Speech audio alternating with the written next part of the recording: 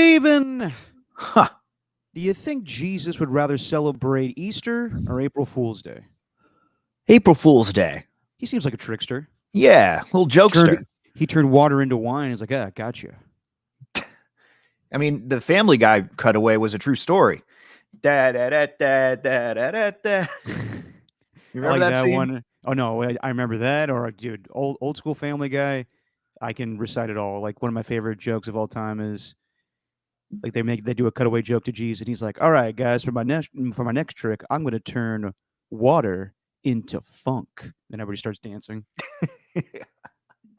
Yeah. So, in short, I do think that Jesus, April Fool's Day, he'd rather have it be a celebration rather than this day. I think so too. It's. I mean, you could say that April Fool's Day or Easter in his own way is kind of a trick, like Jesus being like, "Oh, I'm dead, but I'm back now. Gotcha." April Fools. Did you try that out on a stand-up bit one time for an open Nope, mic? just literally just came to my mind, Just off the cuff, huh? just off the cuff right now. No, this is not my bad stand up from 10 years ago. Oh, okay. All right. We'll actually get into stand up today because what's going on, everybody? Just your opinion, man. Stephen Langford, Derek Papa, Adam Copeland, my boss, whatever, is going to join us. And I don't know if you know this, Stephen. He grew up in comedy. His dad, Brian Copeland, longtime comedian. Really? Yeah. I thought his dad did the news. No. Are you thinking of Vern Glenn? No. What the hell am I thinking? Because his dad actually says all the time, like, "Oh yeah, that's my twin, Vern Glenn." No, I wasn't thinking of Vern. I did not think they were related. I did not know that. Wow. Yeah. Brian Copeland, longtime Bay Area comedian. So we'll talk to Copes about that coming up at 12:30 for everybody on the line on the live stream. But yeah, Stephen. The Billy Bean to your Jonah Hill, or the Brad Pitt to your Jonah Hill, I guess. Yeah, what'd you think of that little sketch we did? It was a good sketch. It was a good sketch. It was a good. You had a good base there. You had a solid. Everyone was committed. That was what you needed. Hearing John Curley's voice, just a fantastic performance from John Curley.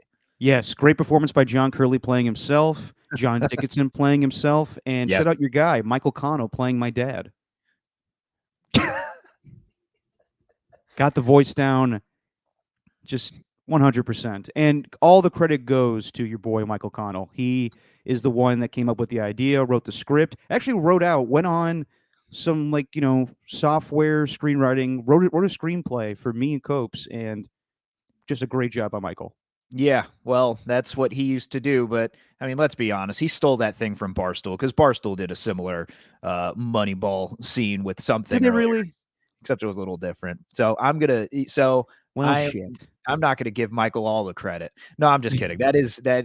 He probably did not see that, and he probably thought that all up on his own, because Michael was extremely creative. And anytime we did like group projects during in our media arts major, I forgot what class it was, we took a few together, I would always glob onto his group because I knew that he was going to be writing something. Yeah.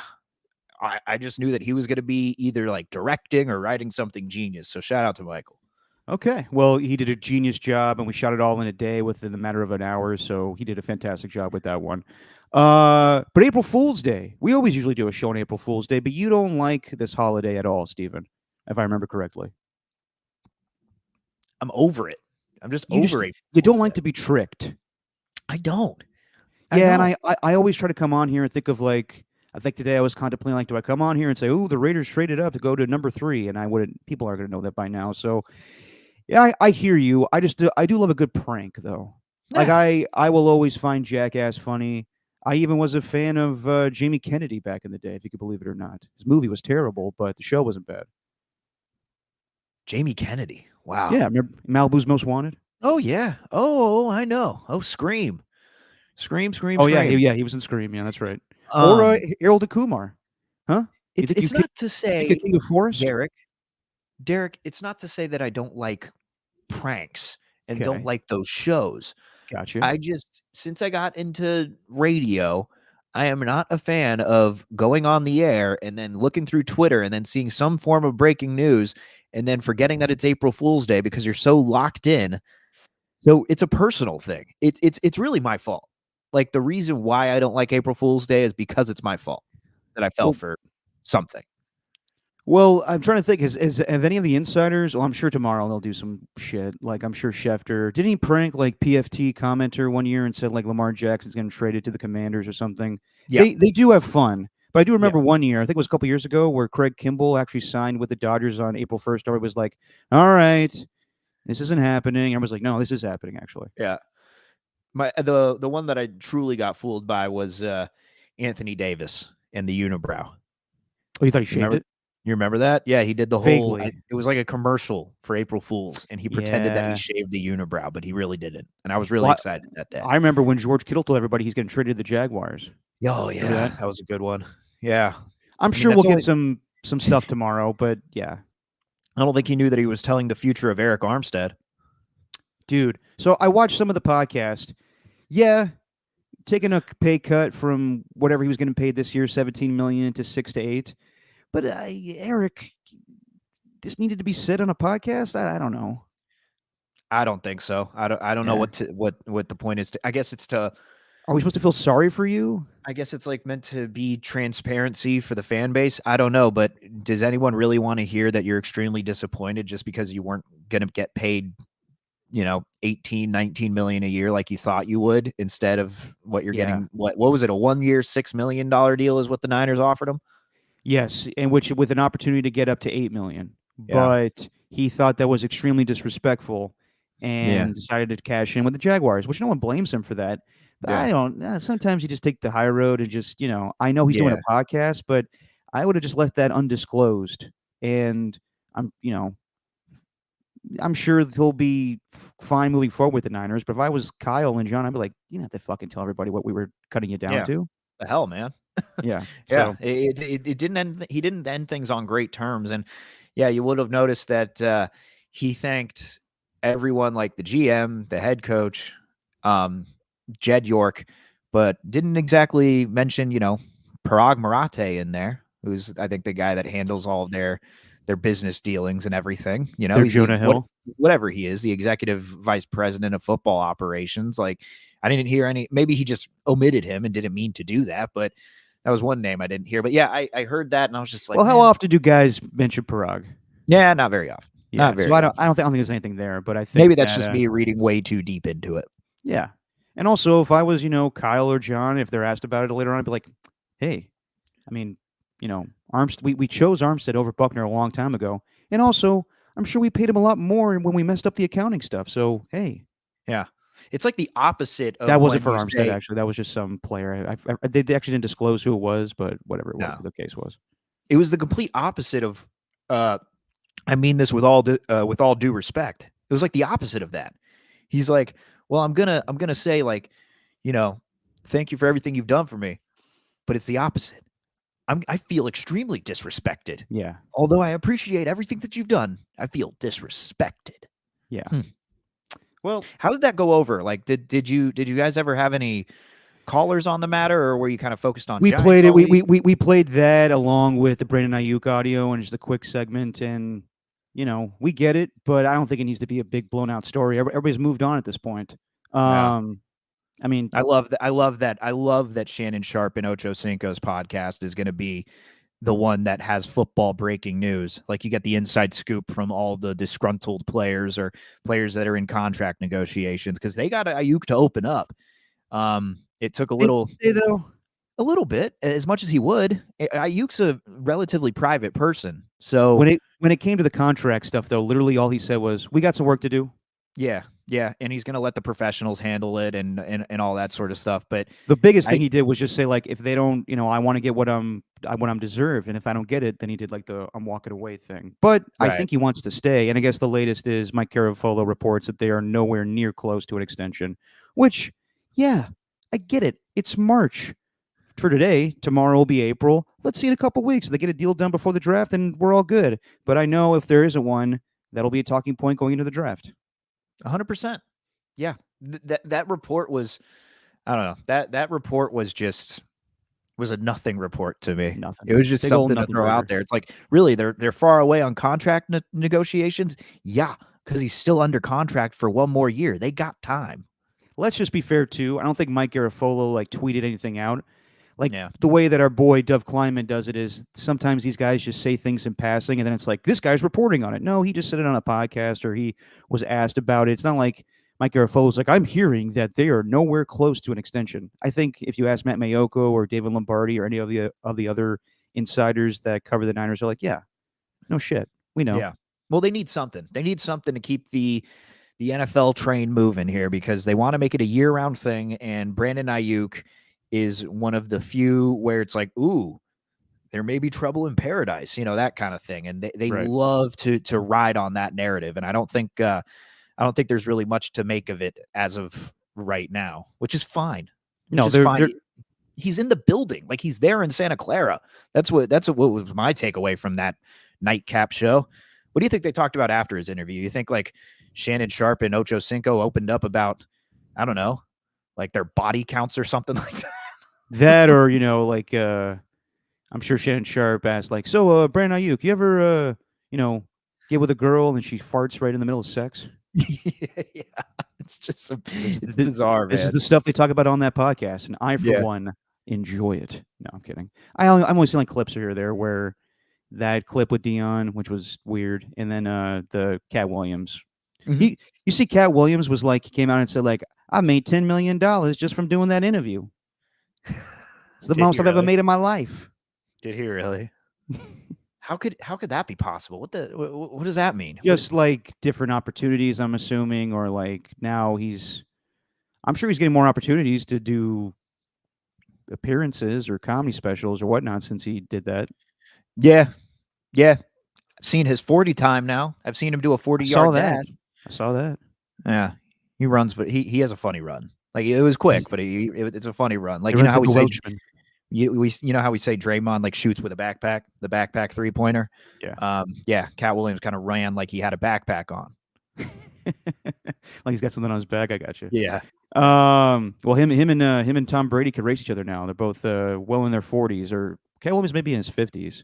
Yeah. Still clocking in good 40 times.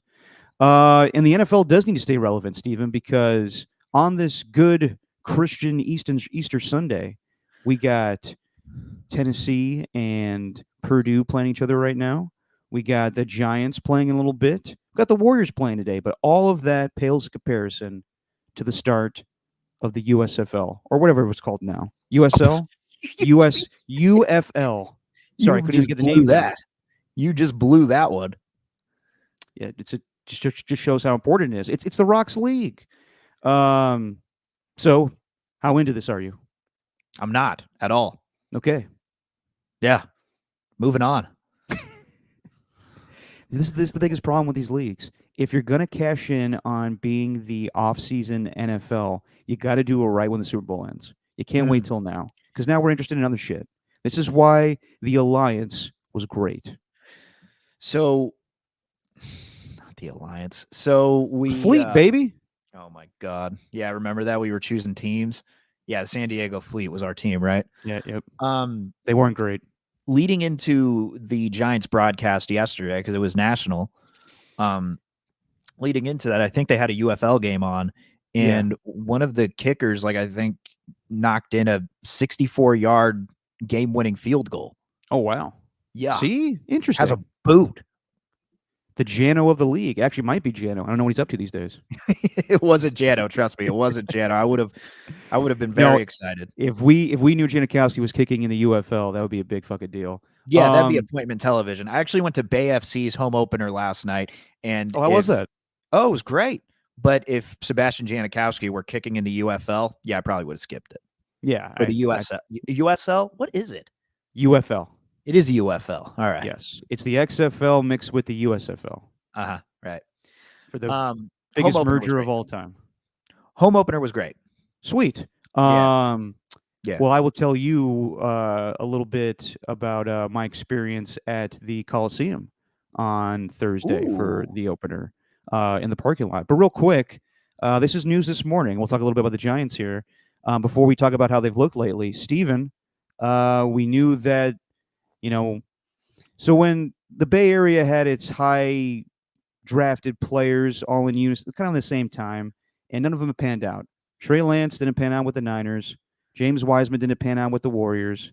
And you're not going to like this comparison, I know. But Joey Bart is kind of in that mix, I would say. And it's official today. He was on the opening day roster, but now he is DFA'd and most likely will not be with the team going forward.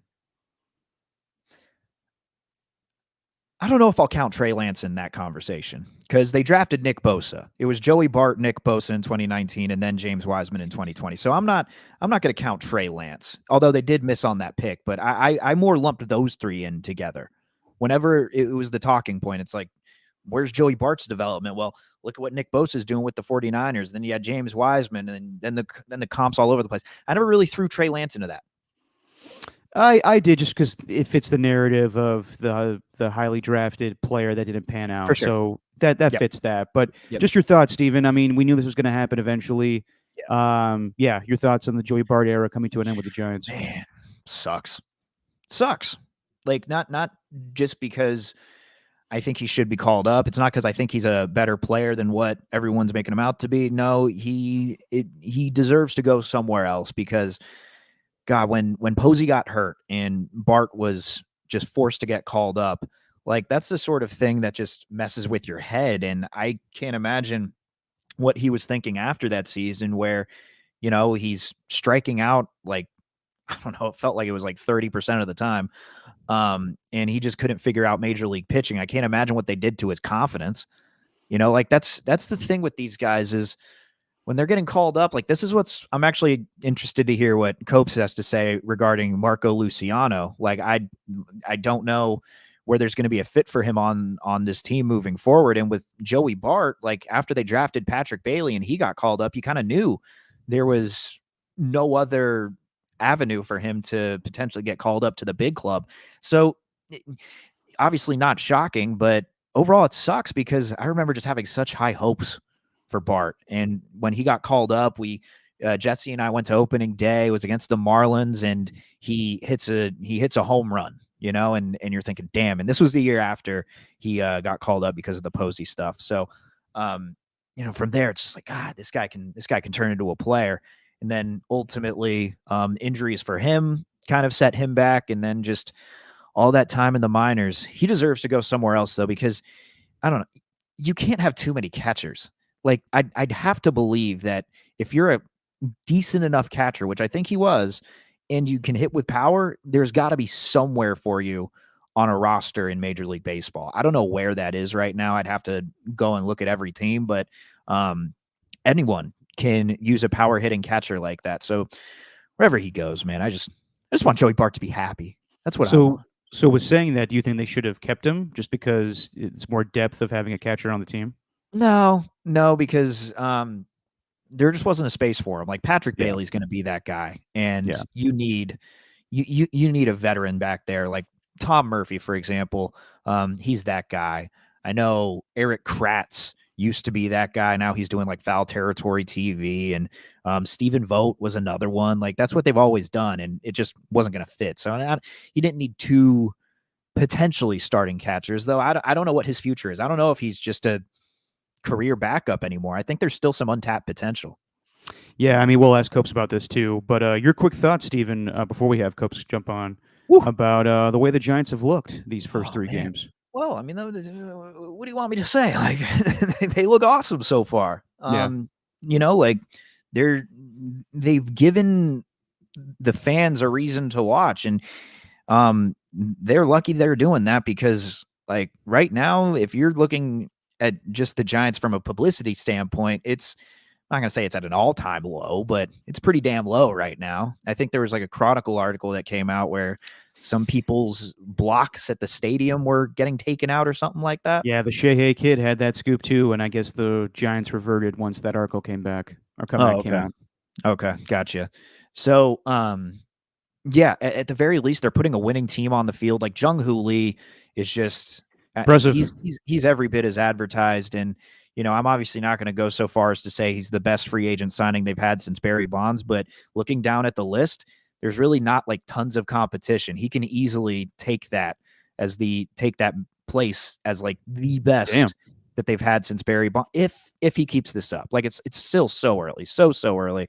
But Well, this Matt he's showing Chapman had a great Friday night too. yeah, but Chapman does this every year. He does this No, where he gets off to a really hot start, and then he kind of cools off in the summer months.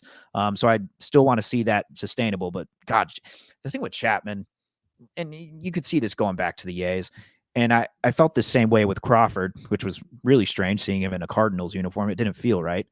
But with Chapman, when you know you have a sure thing, that ball's hit to the left side, and you know it's not getting by either Chapman nor Ahmed. Like, God, just watching him play, it's a joy. It's a joy. This team's got so many little pieces. Like, there's so much. Even through the first 3 games, it's like, all right, you get to watch Logan Webb. All right, now you get to see what Jung-Hoo Lee, Jorge Soler, and Chapman are going to be doing in the 3 out of the top 4 spots in the lineup. And then, the second day you got Kyle Harrison, and you're watching him, and oh man, what's Chapman going to do on defense? All these different things. Jung-Hoo Lee's defense is a little, I'm not going to say suspect, but the talk with him coming out of the KBO is that his defense was, compared to his offense, at least, it was lackluster compared to his offense. But man, watching him hit, I'm all over the place right now. I'm just very excited.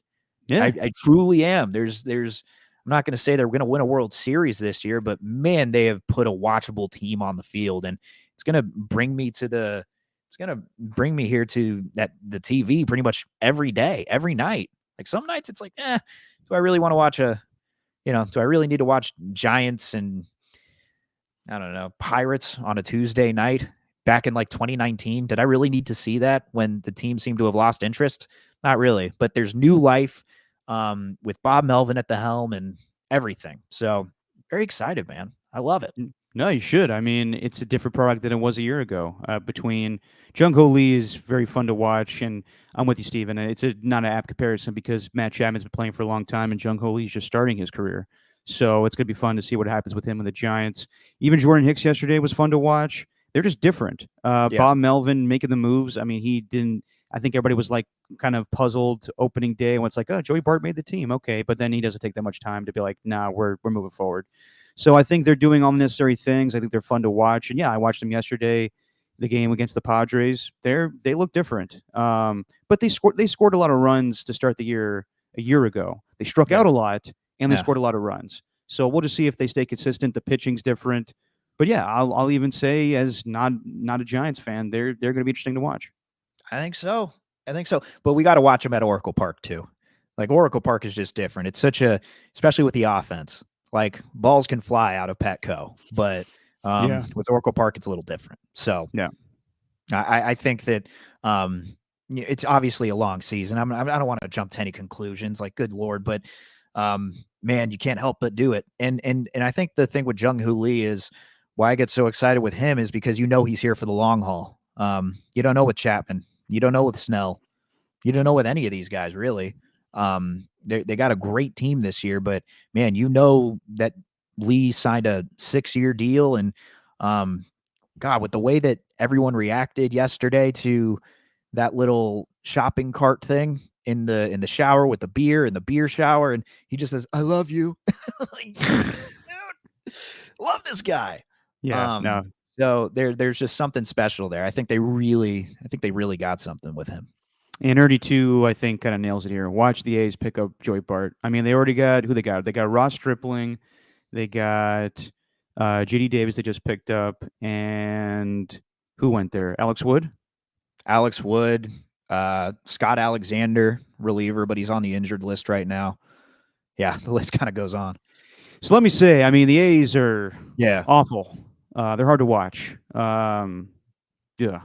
But just I somehow convinced myself that the lineup would be okay and they'd actually get some runs on the board. I didn't think pitching was going to be great because that was their Achilles heel last year. It's like anytime that a starter would go out, they just give up like a crooked number right out the gate, and you'd be climbing an uphill battle all game long. But yeah, it's just kind of sad. But anyway, opening day.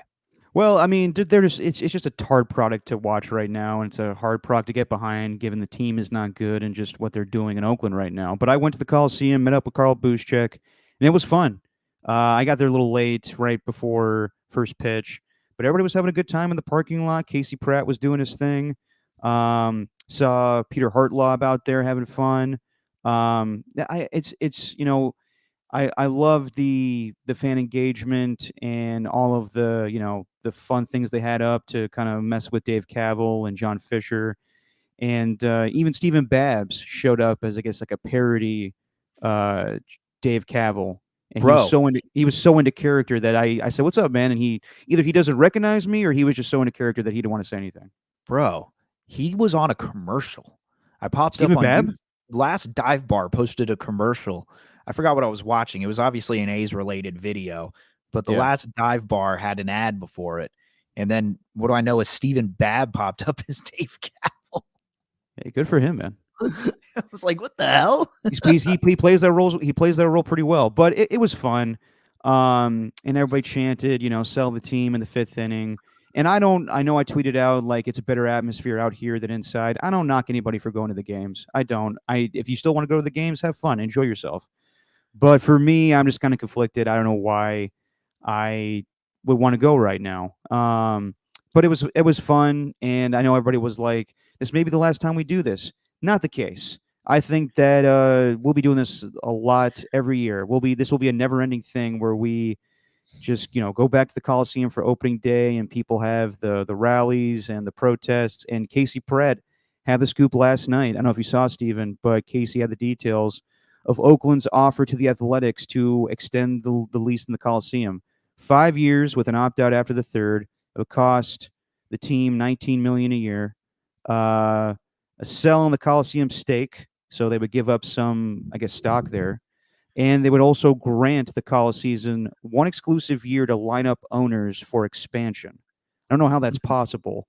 Or they get the option to have the A's keep the name and the colors, or facilitate sale to a new group, which is not going to happen. Yeah. But interesting, and I don't doubt that. I don't think that unless Sacramento comes up, I think that the easiest thing to do is just have the A's remain in Oakland until they figure something out in Vegas. But this is just going to become a never-ending process where every, I hate like the national narrative where they show pictures of the wide open lens of the stadium and everybody's like, see, this is why they're leaving. This is the reason they're not showing up is because they're getting fucked over. So Right. this is just never going to end. Even though it was fun, I just, every opening day, is it going to be just a party in the parking lot where we're not wanting to go to the game? I don't know. Yeah. Well, the part that's the segment of that's interesting is the selling the Coliseum stake part, because that's where John Fisher, that's where he really could screw over. Not, I mean, he already has with A's fans, but where he could really screw over the city of Oakland, because I think there are plenty of other groups out there, like the African American Sports and Entertainment Group, Yeah. that want to redevelop that land. If they're not going to house a baseball team, if they're not going to do anything besides, having Disney on Ice at Oakland Arena, like they wanted to do something with that land. And I think John Fisher had over 50% of it. So if they at least give up that site, then who knows what they could do with it. The I don't know, the sky's the limit, I guess, with that. So that's a big one to me. God, that's 5 years, man. 5 years. Like in that 5 years, I don't know, until there's shovels in the dirt No, in Vegas. I'm with you. I don't know. I mean, just the whole time we were in Vegas, just asking everybody like, "Hey, you interested in the A's coming?" I was like, "Fuck no." So I don't know. But I know a guy that loves talking Oakland A's baseball. I'm kidding.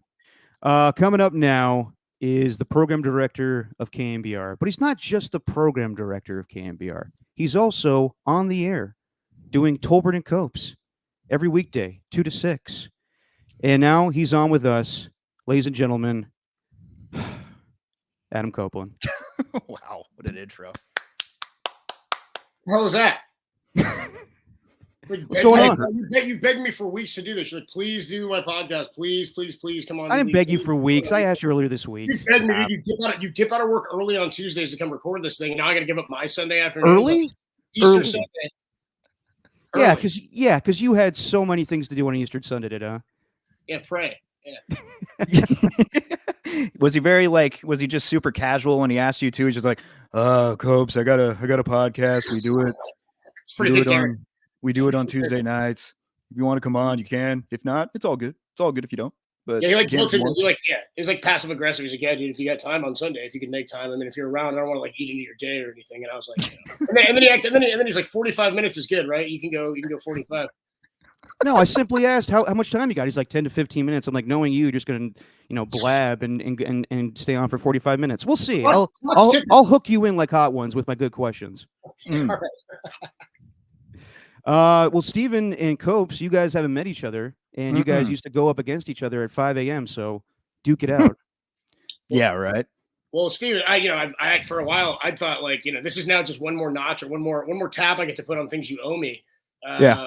For the starting of the pregame show, I imagine that falls back on me. I imagine basically everything you've done in your career and all the success you found to this point is something that I'm happy to take credit for and looking forward to your paying me back. But it's good to be on with you guys, seriously. Yeah, no, it's when I first started doing the morning, I wasn't even like driving in or anything. I was taking BART, and so I'd only listen to like podcasts or whatever before 6 o'clock. And then when I was in the car, then it was either you had the leadoff spot on KMBR, or on 95.7 you had the Fox National show, which was Clay Travis in the morning. So I think which option I was going with. Copes is a big fan of Clay Travis. I think I remember one of the things I remember listening was you going off about the bullpen being right next to foul territory, and Mac Williamson almost hurting his knee or something like that. Trying to catch a foul ball. I think you're remembering it opposite. People were upset because Mac Williamson fell on the bullpen mound and then banged his head into like the side wall or something like that. And remember, the funny thing about that is people remember the Mac Williamson era as like he had the highest exit velocity of any Giant. That was like when we started the first track exit velo and launch angle and whatnot. And remember, he had a couple of big home runs in Anaheim. They come back and Giants fans like, oh my gosh, we got our guy. This guy's a monster. We're waiting for him to come. Then he crashes into that wall. And of course, the story people Giants fans know, they built the ballpark and forgot to measure in or look for where to put the bullpen down. So they really were just kind of wedged in on the foul lines there. But people were saying, you got to get rid of him. This is a hazard. This is ridiculous. And my take was, dude, this ballpark's been open for like 18 or 19 years. And I quite literally can't remember anybody ever having an issue. And by the way, across baseball, it happened for generations. I can't remember anybody ever getting hurt. Somebody pointed out Dustin Moore got injured on the right field bullpen in 2004. And I said, that was in San Diego. That wasn't even here. That was in San Diego at Qualcomm Stadium. I remember it is in August, but that's funny to remember that. I thought you were going to say like I went off on like Reuben Foster or something like that. No. For some reason, that one sticks out. I don't know why, but it does. Well, Copes is going to be actually on tomorrow with Murph. We're doing a host swap day at KMBR. Right. So it'll be Copes and Murph. Copes going to his old stomping grounds early in the morning. And I'm sure you're going to talk about this a lot tomorrow, but just get your quick thoughts now. What do you think about the Joey Bart era ending with the Giants? I think the bigger thing, and I've seen people tweeting about it already this morning, is it officially ends that 5-year window of top 5 picks that the 49ers, I'd say 5, maybe it's 6 years, 49ers, Giants, and Warriors, Wiseman, Bart, and Trey Lance. I mean, I'm sure we'll do the topic at some point this week, Derek, about which is the biggest. What was the biggest bottom out? What was the worst pick? Because I think a lot of people. I'll tell you what topics we do, but go ahead. I know you will. I said I'm sure we will. I was like a hopeful, like maybe Derek will let me talk about something I want this week. No, but it's an interesting one. The Trey Lance one, I think, is the one that people look at and go, "That's the biggest mistake you could have made. If you had not botched that pick, you could be Super Bowl champions." I look at it the other way and go, "That's ridiculous. You got to spend the picks to get players." Baseball's tough. Joey Bart, number 2 overall. The funny thing to me is, had the Giants lost that game on the final day of that season, Pablo Sandoval hit the walk-off home run at the end of 2018 or whatever. They drafted Joey Bart with the number 2 pick because they were tied with the Tigers for the worst record in baseball. Tigers had the tie breaks, and they took Casey Mize. I don't know if there's anybody else in that draft class that you'd look at and go, absolutely far and away, the Giants should have gone with that guy. So it's a bummer that Joey Bart's career and tenure here didn't work out. It's probably more of a bummer for the Giants not to be able to get anything for him. But also, Farhan's not the guy who drafted him. He came in and drafted Joey Bart. Patrick Bailey, and now he's at the big league level and is one of the best defensive catchers in baseball. So it's the business. I had no real emotion or feeling for it. If the Giants were in as bad of a spot as they were when they drafted him, this would be a much bigger deal. Yeah, and kind of like with, I don't know, Lance and Wiseman included, like just their development from whatever they were doing whenever Wiseman was at Memphis, and Trey Lance being at North Dakota State, only having 1 year there, and then Wiseman doing the same thing, except he barely even played that season. Like, I don't know. I just thought it was just bad timing for him, and it just wasn't a fit. Like, and I do think that there are any Major League Baseball team would be willing to get a catcher who can hit with power. Like, any team would be open to that. So it just didn't seem like the Giants were the right fit. Well, the issue was that he came up and played all of 2020. Was it 2020? I want to say he was one of the primary guys, and then 2022, after Buster Posey retires, he becomes kind of the primary guy, and then they sent him down because he was at like $150 in the middle of the season. He'd been awful and struck out at an alarming rate. So it doesn't really matter if you can hit for power if you can't put bat on the ball. The other thing is catching development is a really, really funky thing that has changed and evolved from. I used to play baseball and I was a catcher, but like even how they coach catching now is so much different than they used to.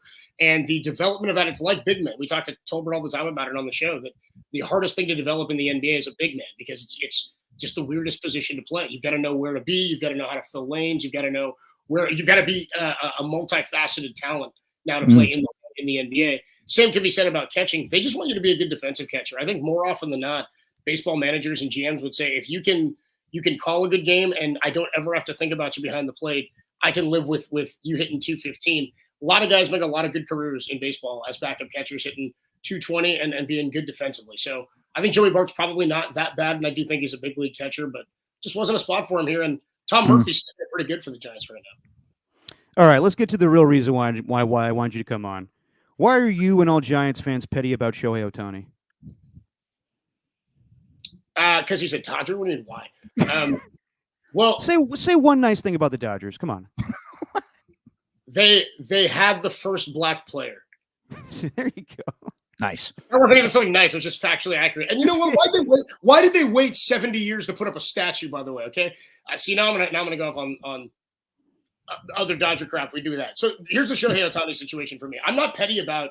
I'm honestly not. I think it's fun to be petty about this whole situation, because it's like, Giants fans wanted Ohtani. If this were happening here, the Dodger fans would be doing the exact same thing. Giants fans are doing it if they reverse the roles. I like to be petty about the Dodgers because it's fun to be petty about the team that you're rivals with. I don't have real animosity towards any actual fan. I don't hate any person like that. I'm never going to get into a fight with anybody. I keep it clean when I talk trash at the ballpark. That said, this is the perfect type of trash talk fodder for any fan base. Also, and I said this to you, Derek, when the Shohei Ohtani and Ippei Matsuzaga gambling fiasco broke, which, by the way, I still think is way far from over.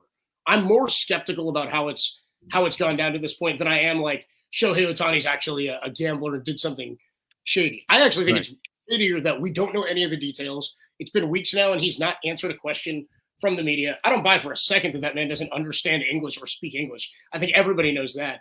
The other thing is nobody has accused Ippei of stealing the money except for Shohei's attorneys. Right. So at some point, they're going to get to the bottom of this, and we'll find out details. I said to you, Derek, if in fact Shohei Ohtani is involved in any way in this gambling, it is the biggest story in the history of baseball. And people would go, I don't know about that. You go, hold on. Pete Rose, biggest story probably at that point in the history of baseball. Black Sox scandal, 1919, throwing the World Series. Barry Bonds in the steroid era. Like, any scandal in baseball is the biggest story, and they all are some of the biggest players in the history of the game. If the greatest player ever created has like a debilitating gambling issue, mind-boggling for like what this could mean for sports. It's incredible. Yeah, in this generation too, when sports betting is as prevalent as it's ever been, and it's legal in most states. Like, the hell, the face of baseball potentially gambling on its own sport. Yeah, come on, like what? Pretty good. Here's the thing. I don't know that it's. I wonder more so if it's because I actually don't think if he was doing it that he was gambling on baseball. Like gambling on baseball as a baseball player is really weird. Like it doesn't make much sense. Like, you might have insight into something, but if you're not betting a prop bet on a player that you know something about personally, sort of weird to bet on a game as a player. The reason it's impossible to throw baseball games is the players have to be in on it, right? Yeah. In basketball, nobody has to be in. In basketball, I could call 3 fouls on the best player in the first 5 minutes. He's on the bench for the rest of the half, and the whole game changes. When Pete Rose did it, he claimed to have never bet against his own team, which, okay. First of all, he claimed he never bet on his team ever. And then he's like, okay, I did, but I only bet on him to win. Even if he did that, aren't you managing games today differently, knowing you're going to bet tomorrow's game? Aren't I going to use my bullpen different? Am I going to rest guys different? Am I going to pinch hit guys here? Where am I going to swap guys out? I'm going to think about it completely differently. So it's it's weird. I also think that the rules are the rules. I don't if he was gambling and he was doing something football or soccer or whatever, like I don't know what the rules are in baseball about that. He was doing it through an illegal syndicate, but if you gamble on baseball, the rules are cut and dry. You're banned for life. And that's not my rule, that's the rule. So what I think happened was he paid off Ipe's debt of 4.5 million, and now they made up some lie where it doesn't look like he was giving all that money to the bookie. If it just comes out that Shohei was not gambling and he was just helping out his friend, but then had to change the story and then got his friend fired. He's helping out his friend. Well, I mean, kind of, and then fucked him over. But what do you think? What do you think baseball is going to do to him? Like he's the face of like we were talking about this the other day. Baseball is kind of dying a slow death, and the only time that they bring up baseball on major networks is when they talk about Shohei. And right now, it's for the wrong reasons. But I'm sure that will change if he just keeps playing well, or if the investigation just slowly goes away.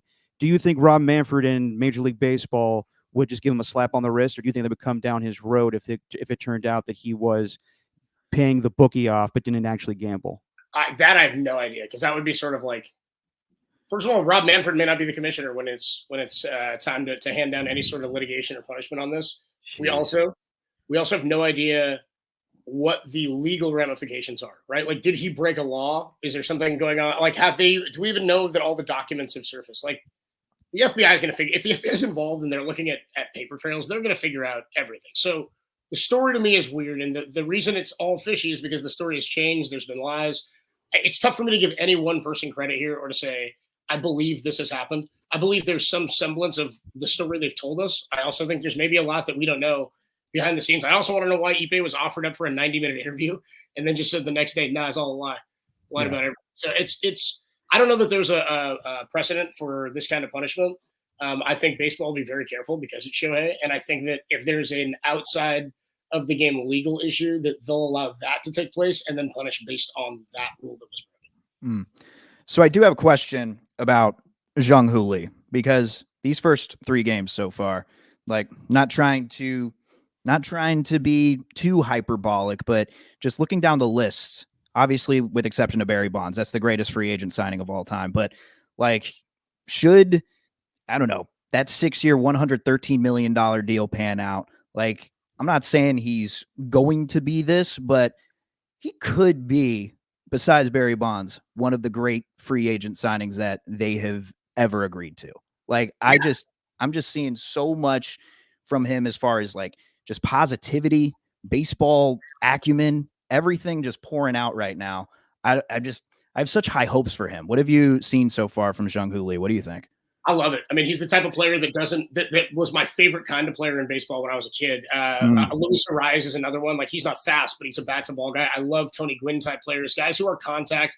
The base hit he had the other day on Friday where he went inside out. And it was like a line drive past the shortstop and went into the left center field gap. Hit his first home run yesterday too on Saturday afternoon. So no, he's been a lot of fun, dude. It's the contact for me. It's the approach. It looks like he's got a great command of the plate where he's not jumping, he's not lunging, he doesn't look jumpy at all. He really got into that the home run that he hit the other day. So I'm excited about him. There's a reason they gave him the richest contract they've ever given a free agent signing, right? They have high hopes for him. The question I guess I would counter yours with is what justifies being a great free agent signing? Like, is it a great free agent signing? I would argue, and I mean it's not the case. You could make the case that Barry Zito is the second best free agent signing of all time. They won 2 World Series in that span. Doesn't matter where the money's allocated. Like, you sign a guy to win championships or to find success. Was his success what they paid for? Not totally, but was $126 million worth Game 5 in St. Louis in 2012? All of it for me, because you win that game, you go on, you win the World Series. He gets a hit off of Verlander in Game 1 of the World Series. So in terms of actual skill set and performance and numbers, you might be right. You might be right there. It's not like Samardzija, I'll tell you that. Right. It ain't Johnny Cueto. So you'd be hard pressed to find. And again, we're very early, but still sure, early. It's on the table for sure. Yep, Barry Zito to the Giants. Just the Giants always having to take the ace scraps. Anyway, taking away from sports real quick, I wanted to ask you about something that a lot of people may not know. Your father, Brian Copeland, big time Bay Area comedian, and you love comedy. So what was it like just growing up, going to comedy clubs, just being around comedy for a good deal of your life? Dude, that's one of the most common questions people ask me about when it's about my dad is, dude, your dad's so funny. Is he funny at home? I'm like, fuck no. It's my fucking dad at home. He's a dick. He like tells me to do chores and groceries and whatever the hell else I got to do. He like gets on me about brushing my teeth and all sorts of crap. So, dude, I got to do a lot of really really cool stuff when I was a kid. I got to meet a lot of really cool people and spend time around a lot of cool people. My godfather's a comedian. My sister's godfather's a comedian. It's a funny. We had a lot of. My parents used to run Tommy T's Comedy Club or co-owned it in San Leandro. There was several of them. There was the one that's out in Pleasanton, I think now. There was one in Concord. There was Casa Carlitos. There was my dad says in the 80s, there was everyone was a brick wall. There was a microphone in front of it. So my parents ran the Tommy T's in San Leandro. Tommy T and his wife owned the house that we lived in when I was a kid. So they were like close family people. And we had a room where comics would come to town and they would stay at our house, like in the guest room, because it was like the comedian house. But it was cool, man. We had a lot of parties, a lot of people who, I spent time once with D.L. Hughley at the San Jose Improv. He and Siddiqui Fuller, who used to be the Justice Soul, used to be the Thunder for the Warriors. He was a stand-up also. They took me on stage afterwards one time, and me and Siddiqui were talking about comedy and talking about performance. I was like 14, so I'm trying to pinpoint any one cool story. It was a cool way to grow up. My dad never had a traditional job. He worked radio, he did TV, and he did comedy. He traveled. He opened for a bunch of big artists. That was the cooler thing, was getting to meet big artists. Spent a lot of time with Bill Cosby. I was just about to ask you. I know you have a story about meeting him, and wow, it's kind of along the same lines of what Eddie Murphy used to say about him. What would Eddie Murphy say? Oh, back in I don't know if you've seen. I mean, you've seen Raw, right? Eddie Murphy's old. Yeah. Oh yeah. Oh, you're talking about referencing just basically that when Eddie Murphy was coming up, Cosby would shit on all the young comedians because they were just too vulgar, and he was like, "You're not doing it the traditional way." And he was like, Cosby never ever tried to help out anybody coming up. He always thought it was a threat. Yeah, and he didn't even ask him for permission if he could help him. That's a consent joke for Bill Cosby. No, I spent a lot of time with that guy, like more time than I'd love to admit. And I'll tell you this: the guy was a total dick before I knew he was a rapist. Like, but the guy was a total ass before. I wish I'd met him one time. I met him the one time. It would have been cool. He sat with me and my sister after a show one time, and my dad just took us to. I think my dad opened for him. My dad just took us to see him. Because we wanted to see him. And afterwards, we were like trying to get back just to say hi or whatever. And he had 2 shows, and he sat me and my sister down, dude, and he talked to us for like an hour in between shows while he ate his dinner, and was just like giving us advice about being young Black people in America and how to stay driven. And dude, it was the coolest thing ever. And then, anyway, we spent a lot of backstage time with that guy. I didn't treat people right. Smokey Robinson, that's a guy who treated people right. Smokey Robinson, sweetest man, most beautiful eyes, coolest dude I've ever met. James Brown, pretty cool too. Pretty nice guy. Was there any part of you that wanted to do stand-up yourself, kind of join the family business, so to speak? Or was there like one day where you just sat down and you're like, I don't want to do this. This ain't for me. No, I think I still do want to do it. You're still doing it? No, I still plan to. I want to. Yeah. Nice. Yeah. I didn't know that. Oh yeah, totally. Absolutely. So, but what made you want to go down the sports radio route, though? Because I know you love Giants baseball, and I know you love sports, but is it because it's kind of the perfect mix of comedy and sports? I think it's my first passion too. Like, it's different when you're a kid and your parents have a job. Like, my dad was in radio, but I never was like, I want to be a radio host. Like, I never ever thought that. I want to be a pro baseball player. And then when I realized I couldn't do that, I was like, how can I just talk and watch baseball all the time and get paid to do it? And I thought about. I legit was like in my head as a high schooler and a college student being like, should I be a grounds crew person for the rest of my life? Should I go into trying to be a front office person? Like, how should I go about getting involved? And then sort of fell in love with broadcasting at Chabot in Hayward. Took a radio class, got really into it, called some basketball games, got super into it. And then I was like, this is a job. People watch sports and just talk about it. And then I thought maybe I wanted to do play-by-play, but that's a totally different route, totally different beast. That's like riding buses in the minors and stuff. And it's a different craft. It really is. And I don't think at all that's what I want to do anymore. And I even with sports talk, what made me want to go into it, I think is it genuinely, and Derek, you know this, like, I love coming to work. I love hanging out and being creative. I'm a creative person. And I don't think I knew how much of sports radio was performance, and I love performance. I always did theater. I always did stuff like that. Like I've always loved that kind of stuff and stage work and comedy. So I think, and you know this, the more you listen to Tom Tolbert or to Murph or whoever, like these guys have a great sense of humor. They have a great sense of timing. Like it's about personality and it's about performance, and we are entertainers and it's what we do. So I don't think it's that different, honestly. I think I'm not playing a character on the show. I am who I am, and I'm not giving opinions that I don't believe. But also, it's not that far of a line to draw from there to stand-up comedy in terms of your own thoughts and opinions relative to what you think is funny or entertaining to an audience. As far as show content, with Derek giving you suggestions, how much does he focus on just random free agents who could sign 1-year deals with a random team, say like DeAndre Hopkins and Dalvin Cook? It felt like every single podcast last year we were on like Dalvin Cook and DeAndre Hopkins watch, and he was getting really angry just at them not signing anywhere. Does he do anything like that? Okay, Steven, hold on. First and foremost, I do that here. I would never do that on a Bay Area sports radio show. I let Tom talk about college basketball because that's what people want to hear. Mm-hmm. You guys, should I respond to this, or is this no? Go for it. Is there a question?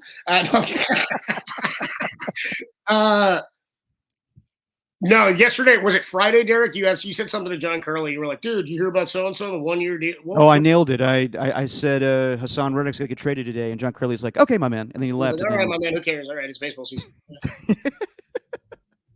That's just me. Yeah. All right. Well, I know you got to get going pretty soon here, Cope, so I'll end on this one. You have the difficult position of being a program director plus being an on-air host, and not many people know how to handle both. And I know it's very difficult, and I think you've done a great job trying to do both, prioritize both. And no one in the Bay Area, I mean, people don't do that in major markets, so it's a very difficult job. And a lot of people don't know what goes on behind the scenes. Just because you're the program director doesn't mean that you're making every decision. Sometimes higher ups are making those decisions. And we all know what happened kind of about a month after you got the job, a lot of layoffs, and you were unfairly grouped in with the decision to fire Paulie Mack. And I know that was a difficult process for you. And I know it's going to be kind of interesting tomorrow where you come back to the morning show with him not being there. But just what was that whole process like, and just the outcome of everything, and just the whole what are your feelings about just how that all went down? I still feel awful about it. It was one of the worst days of my life. It was one of the worst weeks of my life, leading up to that, knowing that some of that stuff was going to happen.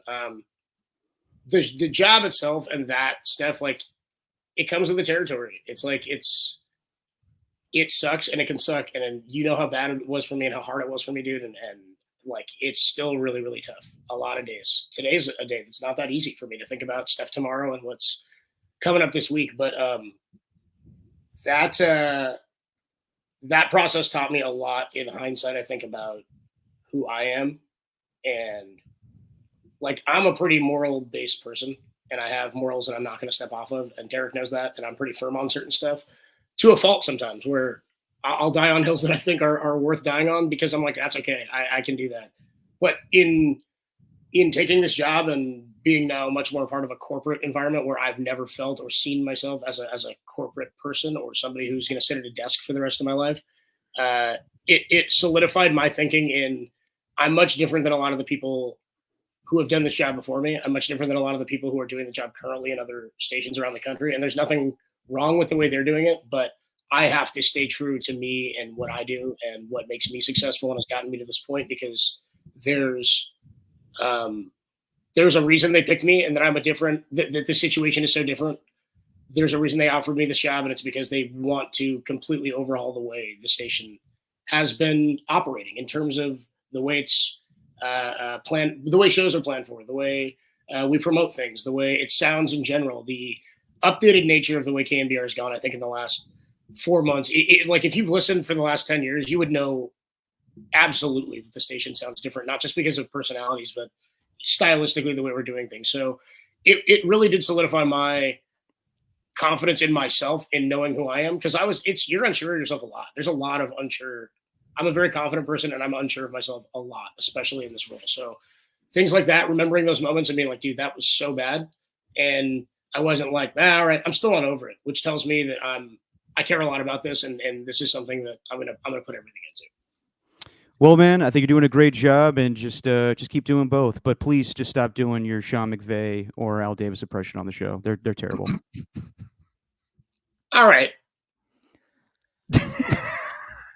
Yeah. Anything else? Anything else you'd like to kick me with beans on the way out? I'll tell you what, Derek, Sean McVay. Hey, I'll tell you what, guys. It's yeah, I think it's pretty good. I'm confident in my McVay. Steven? No, I just wanted to say congratulations on all the success, man. Going from the leadoff show, going from 5 a.m. doing what you're doing now. Oh, he's being nice. Okay. I was going to be nice at the end of this thing, and then Derek just decided. I haven't heard the Sean. I'm sure the Sean McVay and Al Davis are much better than Derek's giving credit for right now. You're damn right they are. Yeah. It's not good at all. It's not good at all. Dude, thank you guys for having me. Seriously, a lot of fun. Whatever. Tacky, I'm sure you're out there. Yeah, he can eat shit. Yeah, listen to Copes tomorrow. He's going to be doing the morning show with Murph, and you'll catch him the rest of the week on 2 to 6 with Tom Tolbert. Copes, I'll see you tomorrow. See you guys. See you, Steve. Thanks, man. Later, man. Well, what'd you think of him? Oh, he's great. I haven't met him before, so we've met in passing. You know, right? We've had we have so many certain. I don't know. It's almost like the 6 degrees of separation from Kevin Bacon. Like you have all these connections. It's like crazy because I think one of my good friends from high school is like a really good friend with his younger brother. And then obviously I got you and Curly and then Connell all working at KMBR. So yeah, man. So pretty cool to talk to him. Yeah, no, he's hilarious. I give him a lot of shit, but he's one of the funniest people in sports radio right now, and I know he's dealing with a lot. I couldn't imagine being a program director and being on air, so I try to help him as much as I can, but God, he does not make it easy. And to answer your question, Ernie one, will I be doing the morning show tomorrow? No, that is. Let me tell you something. I don't do morning radio. I listen to it when I'm up. But I can't. And I commend Steven and Copes and my man John Curley for all doing that time slot. But I cannot do that. It is just not for me. I'm not a morning person. I cannot rise to the occasion to get up every day and do that. So this is not me saying oh, it's beneath me. It's just very difficult to do that. And I don't think I could ever work in morning radio. So no, John Curley will be doing his show tomorrow and I'll be doing my show. Tolbert and Lund reunited tomorrow. Oh, wow. All right. Yeah. I'll be very jealous listening. You as a morning person, I just can't see it. Yeah, it's I just can't see it. It's not the cards. I mean, we struggle just to wake up at 9 a.m. to do remember that we did the pregame show for the NFL, and we wanted to use the excuse that it's because these things we don't want to do this because it ages poorly, but in reality, we just didn't want to wake up. Basically, yeah. I mean, you know what? As I've gotten older, I am becoming more of a morning person. But I'll slowly rise and get out of bed and everything, go work out. Yeah. But no, the days of me waking up at noon on a weekend are long gone. Yeah, yeah, that's way in the past. Now I'm up at 6:30 with I don't know, a half hour where I'm awake because the cat wakes me up, and then you go back to sleep. And even then I'm waking up at 9:15. It's wild, dude. My whole college experience, at least my freshman and sophomore year, it would be go to bed at 4 a.m. and then wake up at 12:30, 1. And now it's the complete opposite. Now I'm waking up at 4 and going to take a nap at 1. Yeah. It's wild. Yeah, you know what I don't do anymore is I can because of the way I work. But even on weekends, I don't nap anymore. Don't nap at all. I used to nap all the time. No, just live the day, seize the day, and then go to sleep at a relative reasonable time. Mm-hmm. Yep, we are getting older is great. Yeah, we're getting up there. We're well, not really, but getting to the point where every time we get in and out of our car, we make some sort of noise. Do you do that? Or is that just me? Yeah, I find myself making an inadvertent or The biggest thing that I notice as I get older, and to kind of signal that I am getting older, is I'll watch the Progressive commercials where they make fun of old people turning into their parents, and when they make these jokes, sometimes I'm like, why is that an old person thing? And I have to justify why I like to do those things. It's fair. Do you read the nutritional facts on everything that you eat? God, no. Nope. Oh, I do. I do. I got terrified by looking at a label for a Dr. Pepper when I was when Jesse and I went over to her dad's, and her dad asked if we wanted anything to drink, and he had like one of those 12-ounce bottles of Dr. Pepper. So I was like, yeah, I'll take some Dr. Pepper. I haven't had Dr. Pepper in a while. Then I turn around and see like the total added sugars was like 115% of the daily average, or whatever it is, whatever that's called, the daily thing. And I was like, oh my God. And I started worrying about my sugar intake. It's just, we're getting there. I mean, I try not to eat crap, but if I'm eating something, I'm eating something. I don't look at the nutritional facts. I'm just I've already made my decision. It's going inside me. All right. So you just don't care about your health. On the contrary, I want to die very young. No, I'm kidding. Real question. We got somebody new in the chat here. Edison Zoo. What's up, Edison? Derek, are you a Giants fan or A's fan? This is your first time to the podcast, huh? I am an A's fan, or was an A's fan, and it's getting harder by the day to kind of support them. But I was there on Thursday, opening night, at the parking lot. We were talking about that, and I do think that you said that this won't be the last that the A's fans do this, and I have no doubt about that, because like the team's not going to do anything. No. Like they have made it pretty clear that they are done, and that's why I find it the whole 5-year Coliseum deal really curious, because like right now it seems like they just don't really care and are focused on Las Vegas. But if they stay in Oakland, like what are they going to do? What is John Fisher and Dave Kaval going to show up to the Coliseum every opening day? Are they just going to not show their faces for the next 5 years? Like what's going to happen?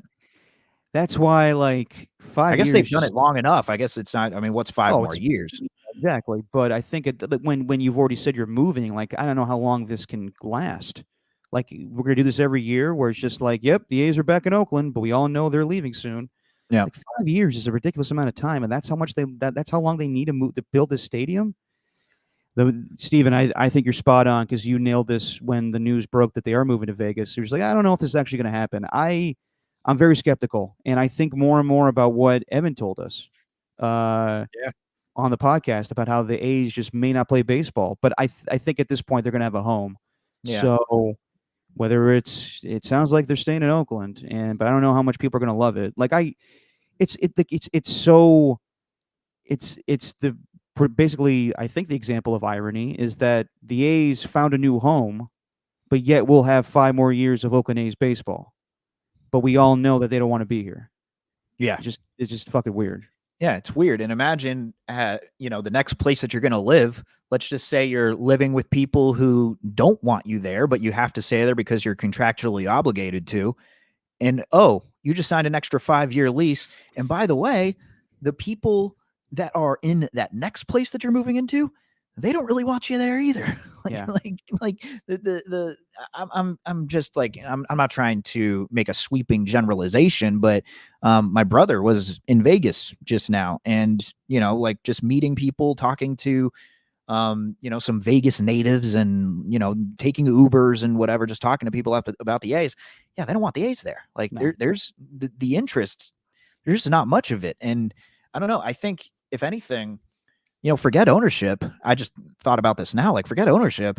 Like, fans have the chance here in the next 5 years to really do something special. And I don't know what that is in terms of like maybe boycotting or something, but God, I don't know what else they can do to prove to Major League Baseball that Oakland's a viable place to host a Major League Baseball team. I don't know what they can do anymore, but it could be just a tumultuous 5 years.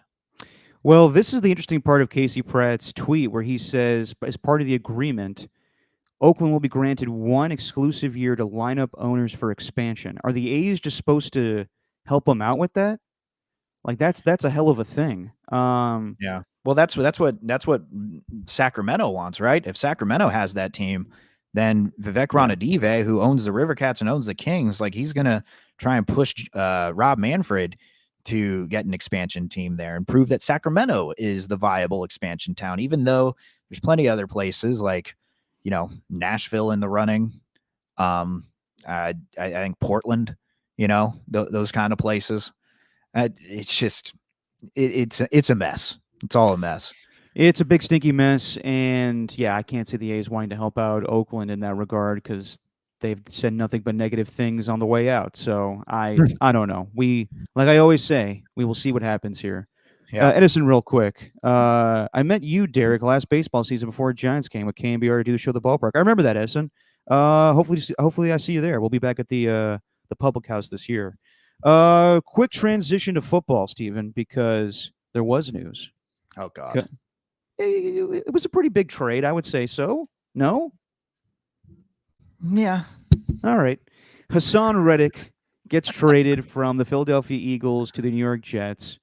And this is after I guess the Jets were interviewing, or just brought him in for a visit, Jadeveon Clowney, but Clowney ended up going to the Carolina Panthers. So the Eagles get from the Jets a 2026 third round pick that could become a second round pick depending on his play, which is interesting because it's always interesting, like down the line picks for players. I just find that interesting. Like they don't want to trade away draft capital now, and it gets to the point where teams are like, just give us a pick down the road, and we don't have to worry about it right now. We're trying to line up our draft for the here and now.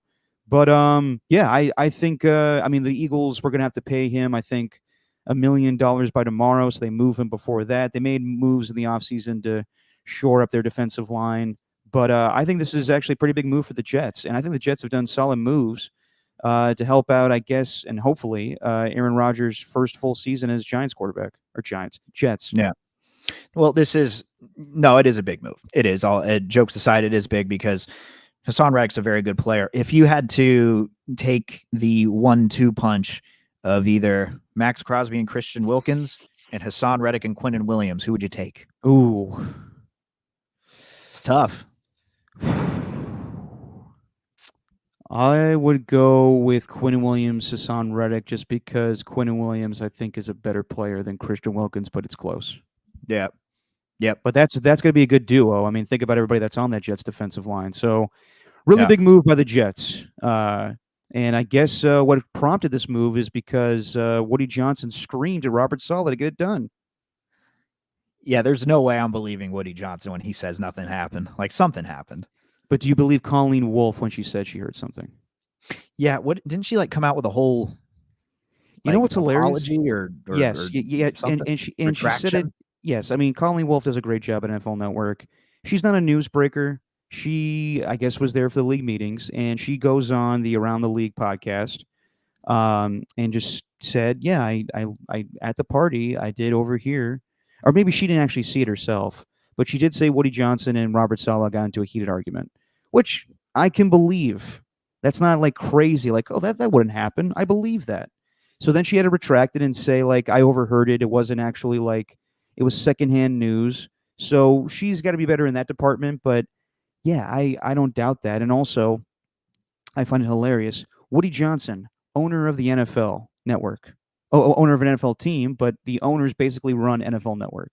I could tell you that there's a lot of things that people don't know. I'm sure they could guess. I think Mike Silver kind of let it be known when he left the network. NFL Network is run by all 32 owners. Not Roger Goodell in some capacity, but the owners dictate what we talk about. So if there's a story about Brian Flores suing the league, you best believe that we're not talking about it. So it's just hilarious to me that Woody Johnson tweets out, this story is bullshit, and this is just another fake report from NFL Network, which is like, that's the league's network. You're just going to shit on it? Jesus. I wouldn't want to get into an argument with Robert Saleh. Like if I had a top 5 list of head coaches I wouldn't want to get into a heated argument with, it would be Robert Saleh. Like, nope. With a beard? No thanks. Yeah, I'm trying to think who would be the worst. Even without a beard. Maybe Dable. Dable seems like he could say some hurtful things. Well, we've also seen him on the sideline. That guy can get fiery. Did you see the Giants owner, John Morrow's like, yeah, he's got to calm down. No. Well, it's just like, come on. Can't coaches be coaches, though, a little bit? Like, good Lord. Like, think about Parcells back in the day, screaming at everybody. Right. But also, like, what's the screaming for, though? You know? And because your players are playing like shit. Yeah. Damn. Yeah, Dan Campbell would be another one. Ernie Shaw. I mean, it feels like it's kind of easy. I mean, Mike Tomlin's another one I wouldn't want to get into an argument with. Mike Tomlin would just make you feel stupid. Mike Tomlin Yeah. will say something like, take your words, twist them, shoot you with that blank stare, Yep. and just like say something where you have no answer. He'd be like, "Yeah, can't say anything now, huh?" You're like, "God damn you, Mike Tomlin." I would love to get an argument with Mike McDaniel because I feel like I could step to him probably. Yeah. Yeah, I think so. I think And we can take him. I would love to hear Adam Copeland get into a fight with Sean McVay because I guess it would sound the same. Anyway, real quick on this story. Not good news for the Kansas City Chiefs. Rashee Rice, you see this, Steven? Yeah. So the police are looking for him in Dallas. Apparently, him and a buddy were racing cars. One was in a Lamborghini. I don't know what the other one was in. And their race led to 6 cars getting into an accident. And Rashee Rice, I guess, fled the scene with him and his buddy. So the cops are looking for him. And I don't think this would be heavy disciplinary stuff, but not a good look for what presumes to be the number 1 receiver for the Chiefs right now. I just don't I just don't get how players can assume that they'll just get away with it. You know what I mean? Because we have so many separate instances where you get these high speed, basically races down residential neighborhoods. I don't know if that one's residential necessarily what they were doing, but you know, and the thing with Jalen Carter, what happened there? Yeah. Obviously Henry Ruggs. We know what happened with Ruggs. Just all of it. Isn't any of that like a teaching moment for these guys? Because when I'm reading that they were over 100 miles an hour, like when I'm reading stuff like that, it's just I don't get it. I just don't get it. Well, not only that, but I believe a couple of years ago, his new teammate Marquise Brown, when he was with the Cardinals, got in trouble for speeding a ridiculous amount of, just for speeding, ridiculously down a street. Same thing happened to, I want to say, Jordan Addison before he got drafted, or maybe it was shortly after. But yeah, just go slow, guys. Yeah. You got the fancy car. You could drive it somewhere else, like in the middle of the desert, super fast. You don't need to do it on where people are living. Yeah. And also, I don't know if it was actually over 100 miles an hour from that report. I just thought I thought it was, but then I just read it and then saw it just said high speed chase. So either way, probably over that amount though. Yeah, we'll see what happens with him if he gets any duplicity. Yeah. He gets in trouble. Discipline? Basically. Yeah, discipline. get in trouble. Yeah. Other 49er news. Brock Wright, tight end, got a offer sheet, a very rare restricted free agent offer sheet. So the Niners, or the Lions actually, former Lions tight end, or could be a Lions tight end. The Lions have 5 days to respond to the 49ers offer. And I'll get the offer in a little bit here. But 3 years, $12 million. That includes $6 million guaranteed. Well, there you go. So we'll see if the Lions want to counteract that, but they already have a good tight end in Sam Laporta. They could probably pick up another one, a veteran tight end in free agency or whatnot. Brock Wright's a pretty good tight end. I remember him catching a long touchdown against the Jets, I want to say 2 seasons ago. But I think this just goes to show that they want more passing options in the tight end department, where George Kittle's a great tight end, but didn't, come to play well, he came to play, but wasn't used in the Super Bowl. I think they really want to establish a 2 tight end set, like John Lynch was saying at the Combine. Also, kind of an indictment on what they think of that rookie Cameron Latu, or going to be in his second year, but he was very, the third very round true. Pick. That was supposed to be the guy, right? Like they all loved him out of Bama. He grew up watching George Kittle, which is crazy to say, but he looked at George Kittle as an influence. And I don't even know what really happened last year with Latu. He was just kind of played out of training camp, really. So I think this is kind of an indictment on that. Yeah, well, we'll see. The Niners drafted a lot of guys, Danny Gray and Cameron Latu and Drake Jackson, guys that you were hoping to see make a jump and just haven't really panned out yet. So we'll see if they make a jump this year or if they're just not going to pan out for the Niners. I got some basketball stories I want to get to, Steven. Oh. Warriors play later today. We'll see if they can make it 4 in a row on the road. Big win against Charlotte, but then again, Charlotte's just not that much of a, not that much of a fight. So the Warriors looking good in the 10th seed right now. Rockets have won 11 in a row. We'll see if they make it 12 today. But Warriors got a lot of stuff going on this week. They got a game against the Spurs today. Then they play the Mavericks at home. Then they go back out on the road to play those Rockets. And then I think they finish it up against the Mavericks again. And then just the Western Conference is crazy right now. Game on Friday night where the Timberwolves beat down the Nuggets. There's a 3-way tie right now, or close to it, between the Nuggets, Yeah. the T-Wolves, and the Thunder. So things are just crazy in the West right now. Yeah, man. I'm not gonna lie. This weekend, like I had I couldn't stop thinking about Tim Legler on ESPN. Like after Draymond got ejected, right? Again. Yes. After that happened, it's what's coming into question. Almost a home run for Matt Chapman. What was coming into question was, what does the future look like for this team? And, a lot of the conversation was driven around that. And I think that, God, there's just really, the Warriors are stuck in between the rock and a hard place. I know you're asking me about the Western Conference, but, God, I just can't help but think about the Warriors and where they're at right now. And the fact that, I don't know, it might have been too late for them to, make any moves and potentially rebuild this team into a championship contender, because I'm seeing a lot of, you got to get rid of Draymond. I'm seeing a lot of the Steve Kerr haters out again.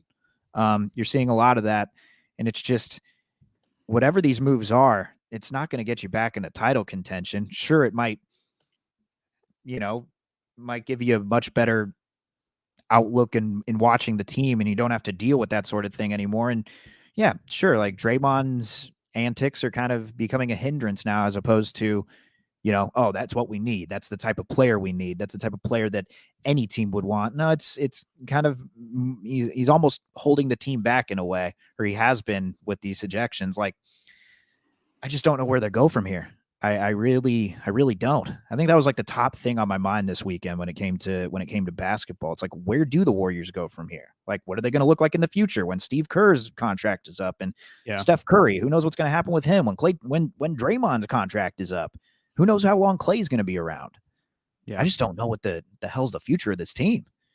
Well, I'll get to that in a little bit, but I just want to talk about like all the talking heads this week, from Jay Williams to Seth Greenberg to Kendrick Perkins, all just calling out the Warriors, and mainly Steve Kerr and Steph Curry for their lack of leadership when it comes to disciplinary, see, I said it, Steven, actions towards Draymond Green.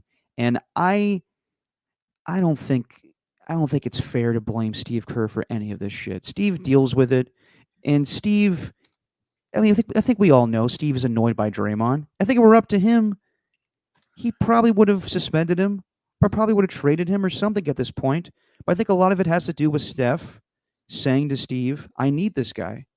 And I think that's fair. And also, I think has a lot to do with Joe Lacob just being like, no, I love Draymond.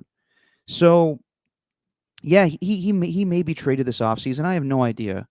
He does get paid a lot, and his style of play is not going to resonate or translate to different teams.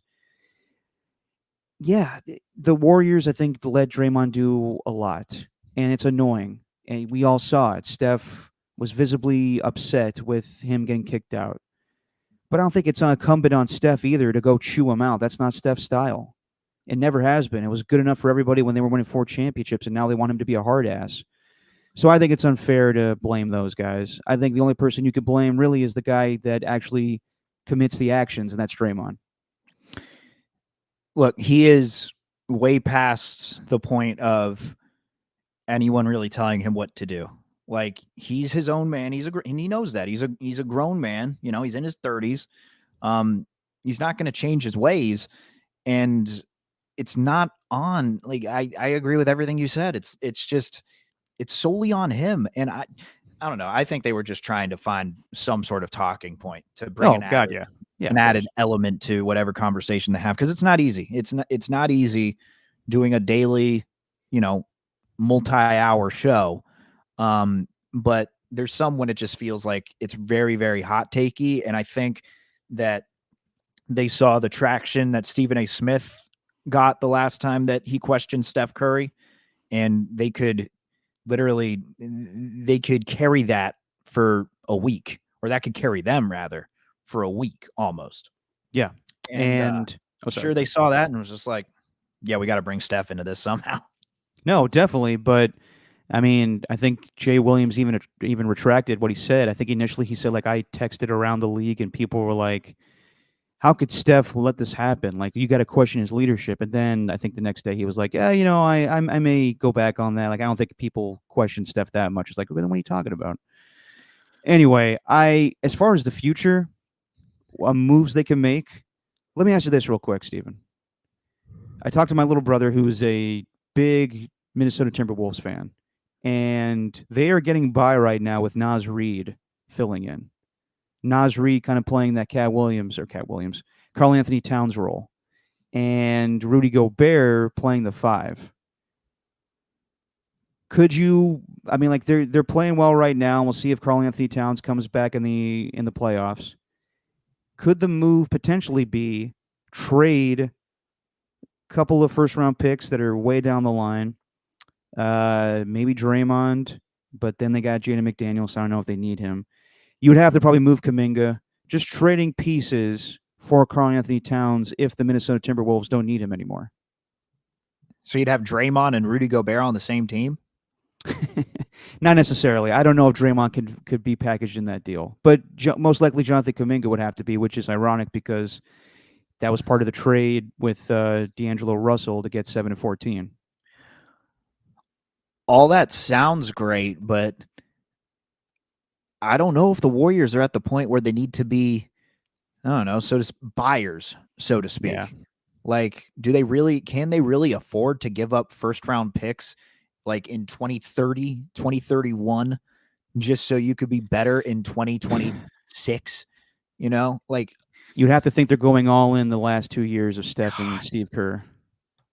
I mean, they'd have to be. I could see that happening. Again, I just don't know if they're like just one star player away from really turning this thing into it, from really ending the dynasty the way that they want to, which would be on a winning note with the championship.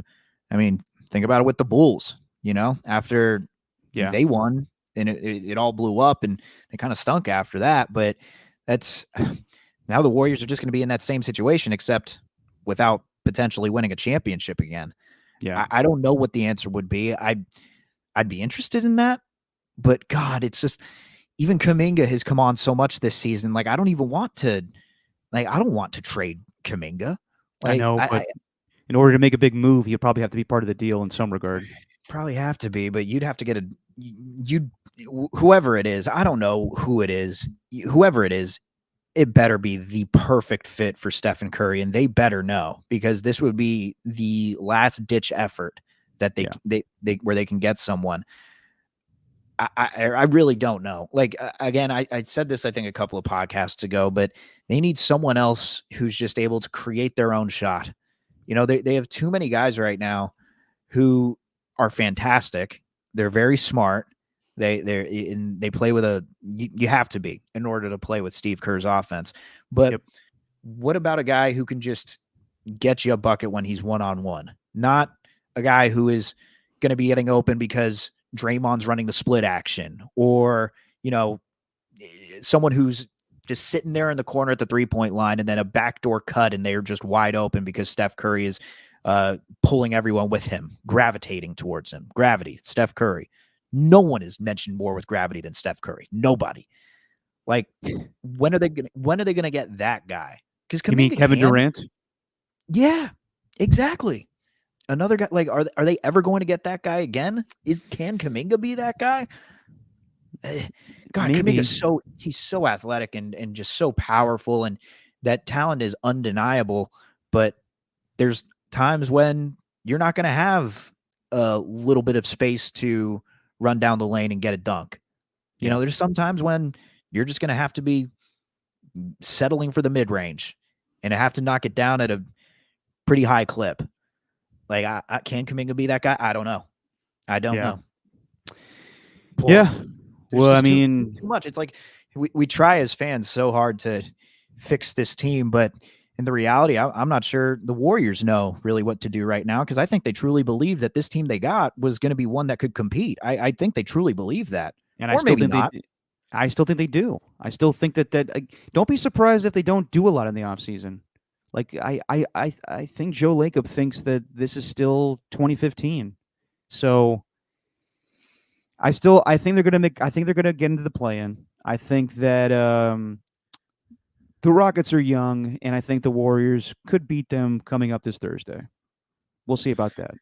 But Yeah, the Tari Eason posting the video, that's Warriors, the Warriors come out to play. That's real bold. That's it's bold, and that caught the eye of everybody, I'm sure. Like, I don't think Draymond was disrespectful when he said, "I don't give a damn about the Rockets." He's just like, "I don't give a damn about any team right now. We need to focus on ourselves." But maybe you do need to worry a little bit about the Rockets because they are a better team. But yeah, I don't think you need to be doing that yet. Like, you're calling out the Warriors. Like, it was one thing with Draymond. Who was it? Tari Eason? Yeah. Yeah, you could do that after the fact. If you beat the Warriors come Thursday, then you could talk your shit. Let's play the game. Let's find Tari Eason on the depth chart. All right. Can't see him on the depth chart. Wow.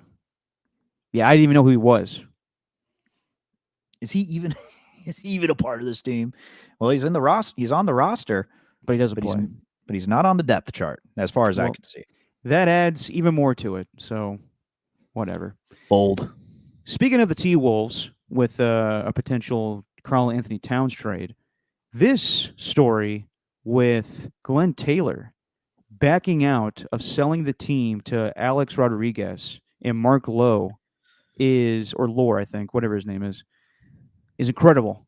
They had a deal in place, a written agreement, a signed contract where Alex Rodriguez would take over as an owner of the Minnesota Timberwolves. They were doing interviews with him. I remember during post All-Star break, Alex Rodriguez was sunburned as hell, sitting on the sidelines during a Timberwolves and Bucks game, talking about all the things that are going to change with this franchise, and they started to.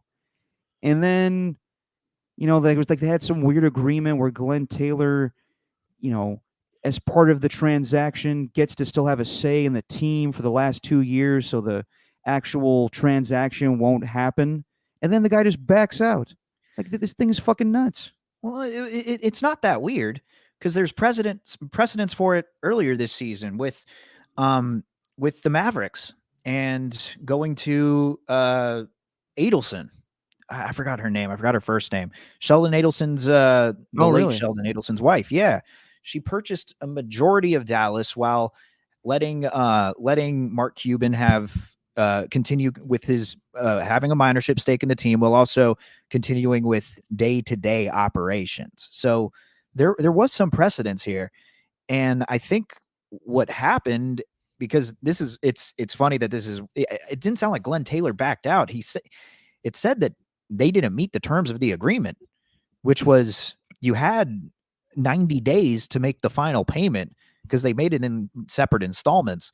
You had 90 days to make this final payment, and you didn't do it. You didn't get it by its expiration, and that expiration was on March 27th. So he didn't really back out of it. But the best part is that Alex Rodriguez and Mark Lowe came out with a statement saying, no, they did meet those contractual requirements. It's just Glenn Taylor's not accepting it. That's where it's weird. That's what I read. And then they went on a podcast and basically said, this is all bullshit, and we are going to stop at nothing to get this team. If they already have written contracts, Glenn Taylor can't do this. Yeah. No, for sure. And I don't think this is the last we'll hear of it. There's no one that's going to, when you're on Twitter, social media, whatever, podcast, radio, there's no one who's going to promote you more than yourself. And I'm going to give myself a pat on the back for the tweet reaction. All right. Didn't get any traction at all. No one liked it, which is fine. It's okay. But it was just an all-time joke. I'm sure if I saw it, Steven, I would have liked it. And you know what? You could promote yourself as much as you want, because this whole podcast has just been one big promotion for KBR today. I am. Yeah, I guess so. It's as if he had the ball in his glove and Glenn Taylor slapped the ball out as he was running to first base. That's pretty good. Huh? Yeah, that's pretty good. That's what it's like. That's what it feels like. Glenn Taylor running down the first baseline, smacks the ball out of the glove, aka the ownership. Yeah, crazy. That was a huge turn of events because like a month and a half ago, I had to report on that. And it's like, oh, A-Rod and Mark Lore, they're gonna purchase this team. Yeah, Apparently later, didn't get that final payment in, whatever that means. Yeah, like you said, that we will not be. This is not the last we'll hear about the story. That's kind of No. I'm also just tired of Alex Rodriguez just being in the public spotlight. Like this guy is just put such a smile on. It's so fake. Well, why is he like? What's the connection with Minnesota? I don't know, greed. Like, Okay, like he just wants to own an NBA team. That's fine. An NBA and WNBA. I guess they just had their opportunity, and Mark Lore's like his business partner or whatever. Yeah. Speaking of WNBA, you see the story with Ice Cube offering Caitlin Clark $5 million for 10 games in the Big Three. I did. Okay, so Caitlin Clark, huge in women's college basketball, actually going to play, I think, Angel Reese later today. So she was offered $5 million to play 10 games in Ice Cube's Big Three. If she goes to the WNBA, she'll make $76,000 to play 40 games. What do you think? Because Ice Cube is giving her the option to do both, but she's definitely not going to get the same amount of money if she goes to the WNBA, or if she just, well, she really should do both. But what do you think she should do? Yeah, it needs to be both. It's not one of the. I didn't read too much into it, but I assumed that it would be like one or the other, or excuse me, not one or the other, but rather both at the same time, like WNBA players normally do. Like that's why Brittany Griner was detained in Russia because she was playing overseas in Russia because they need somewhere to play during their off season. I thought that's what this situation was going to be, but you're telling me that this would be a either or situation. No, Ice Cube is giving her the option to do both.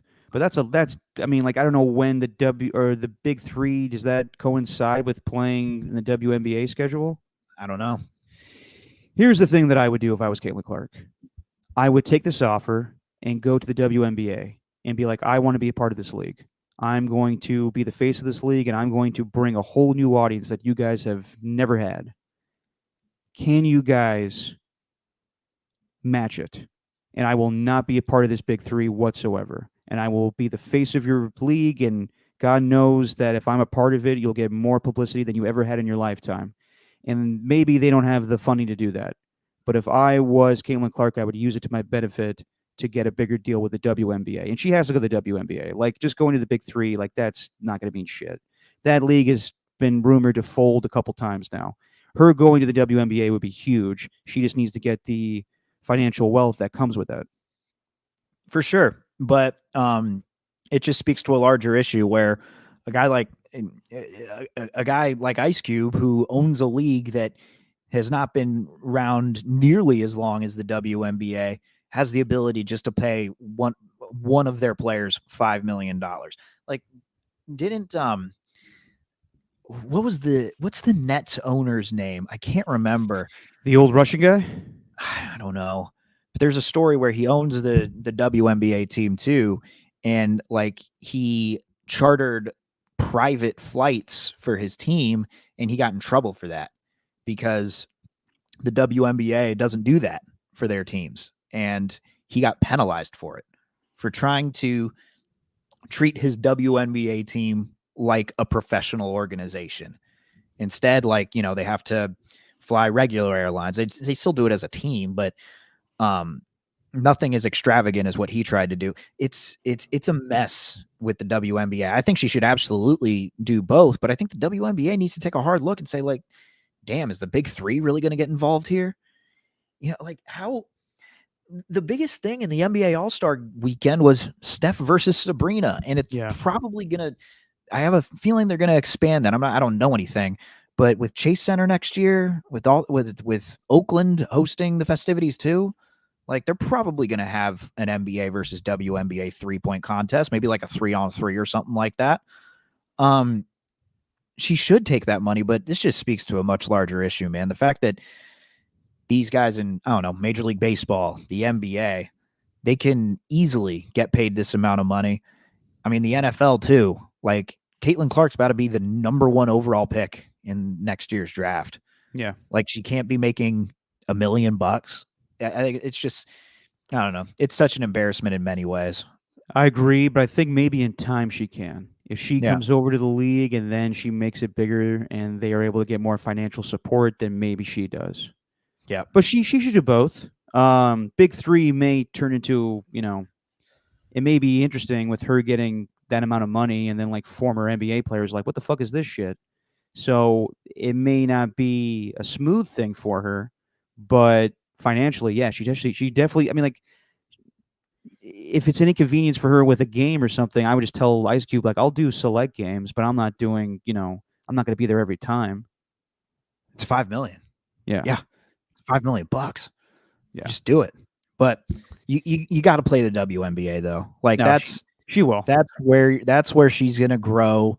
It's crazy. Like, I thought Sabrina Ionescu was popular, but dude, like, Caitlin Clark is just, oh yeah, like, a rock. She's a rock star, man. Yep. So WNBA, she needs to go to I'd rather have her go to the WNBA because I want her to grow that sport. And, we all want that. And we want it to be big time. Like, it's crazy in like the National Women's Soccer League. Bay FC, one of their players got signed for a transfer fee of like $850,000, which is like a record.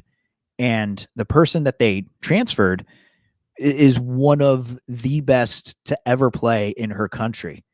And I believe it's Zambia. And there's another one who's like one of the greatest African female footballers of all time.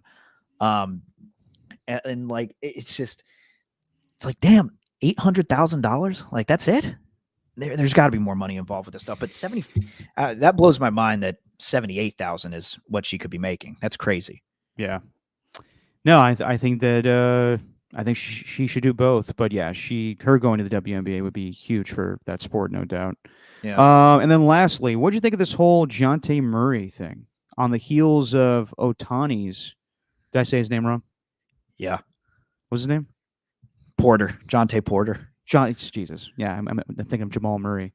Yeah, Jonte Porter, who's Michael Porter's brother. Mm-hmm. On the heels of the Otani scandal, we have a player in the NBA that has been involved with, I guess, helping out with gambling on him or giving information. Yeah. This is, I mean, the Otani stuff is huge because of how big of a celebrity he is and how big of an athlete he is in his own game. This would be a bigger deal if Jonte was a bigger name, but this is a big deal in the NBA. This is a way bigger deal than what's going on with Otani, in my opinion. I think they're lucky they get out in front of this with a two-way player. Because prop bets are really, truly the one. Like, I always remember thinking to myself, actually, it was after watching The Longest Yard for the first time and knowing that Paul Crewe was blackballed essentially because he was shaving points, right? Are we talking Adam Sandler or Burt Reynolds? We're talking Adam Sandler here, but I think Burt Reynolds is both. I think they both. He's in both of them. He's in both of them. And I always remember thinking, like, well, it's a team sport. How can one player really impact something that's a team sport without anyone knowing it? Prop bets, that's the one thing you can control with yourself. That was the next evolution of gambling issues that would span across the sports world. And now we've seen it. And I think this either put more sports on notice that this could happen, or maybe there's some that are currently doing this and will stop because they're like, oh, geez, like they might be on the lookout for this. And Jonte Porter's just the first guy. It's crazy, dude. It's crazy, especially with like a guy like Jonte Porter, who's, I don't know, I haven't bet in a long time, but like, I'm not going to take a prop bet on I'm not going to take a prop bet on a two-way player. Like, no, I'm going to go for, the over under on Steph Curry's points. I'm going to go for the over under on, Andrew Wiggins rebounds. I'm not going to go for Kai Bowman over under assists. Yeah. It's got to be way more clever than this. Like a guy that doesn't play that much to begin with. Like how sad is that where the NBA is like, a lot of people are betting on Jonte Porter lately. What the hell's up with that? Or betting on himself. Exactly. You know what's interesting is like these stories are fascinating, and it's going to lead to a very interesting 30 for 30 if we see more of these situations, like Isaiah Rodgers that got busted with the Colts. Um, I don't know if he'll ever play football again because he bet on actual NFL games. Don't know if he bet on the Colts, but he bet on NFL games. And if we see more instances like this, and the world of point shaving to me is very interesting because you just, to have athletes like actually involved in the outcomes of games where they're telling bookies and whatnot, like, hey, I'm, what's the over under on me, or what do I need to do to throw this game? I remember an interview a long time ago Jim Rome did with a mobster. I remember a gangster being on Jim Rome's show on ESPN and asking him about the world of point shaving. He said, I've fixed a ton of games. I've fixed NBA games. I fixed baseball games. I've fixed NFL games. And Jim's like, oh my God. And he goes, well, I've always thought that Super Bowl 30 between the Cowboys and Steelers, a lot of people think like Neil O'Donnell is just throwing interceptions randomly to Larry Brown. Have you ever fixed a game on the highest level? And he's just like, no comment. So I think this has been around for quite some time, but I wouldn't be surprised if we see more of it where guys are not getting the money that they want professionally and they try to get a little side action. I think my favorite thing to come out of it was when Michael Porter Jr. had to answer questions, and or he answered a question, and one of the first lines was, yeah, I've known my brother my whole life. That's it? Yes, you have. Yeah, he kept on going. He's like, I've known my brother my whole life. I don't think. There's just an obvious statement like that. Yeah, it's like, yeah, we know that you've known him your whole life. It's just funny that it was being used like in an unironic way. Normally, did he defend him, or he was just like, yeah, I know my brother my whole life, and just something he does? Nah, he defended him. He said that he plays basketball and loves it, and he wouldn't do anything to jeopardize that. So, I don't know. Yeah. Well, it's better than the way LeBron sounded on his interview the other day on the new podcast with JJ Redick. You see it? What, lying about chess? Didn't the Ernie the Ernie said this where he's like, yeah, I mean, I play chess. I mean, not in the real world. He's like, it just goes back to LeBron just lying about the most random shit, like whether he reads or watches The Godfather. He was going to go, he's trying to sound smart, like he plays chess, and then immediately catches himself in the lie because he knows that JJ Redick will call him out. And immediately, like the most awkward transition you can ever say is someone just go, I play a lot of chess. Not in the real world, like in my mind, like, I want to play chess. No one says that. No normal human beings say those words. I think it's that one's right up there, but nothing is going to top. I can't remember who the player is. I think it was Marcus Rashford, soccer player. And he says like a quote. He quotes some book, I think, and then LeBron's sitting there. He's he's chilling. He's looking at him, and he goes, "Yeah. That's my favorite saying. Yeah." It's like, is it really your favorite saying?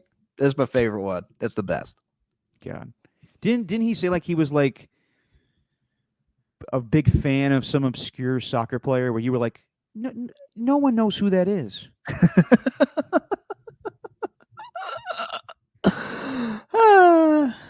Yeah. Oh, LeBron. Just look, man, I personally think in general he gets a way too much hate, but gosh, this lying stuff is just wild, man. Yeah. And like he knows it too. He knows it. Yeah. It's like, did he just like, is it because that everyone's kind of caught on to it that he's kind of done this habitually?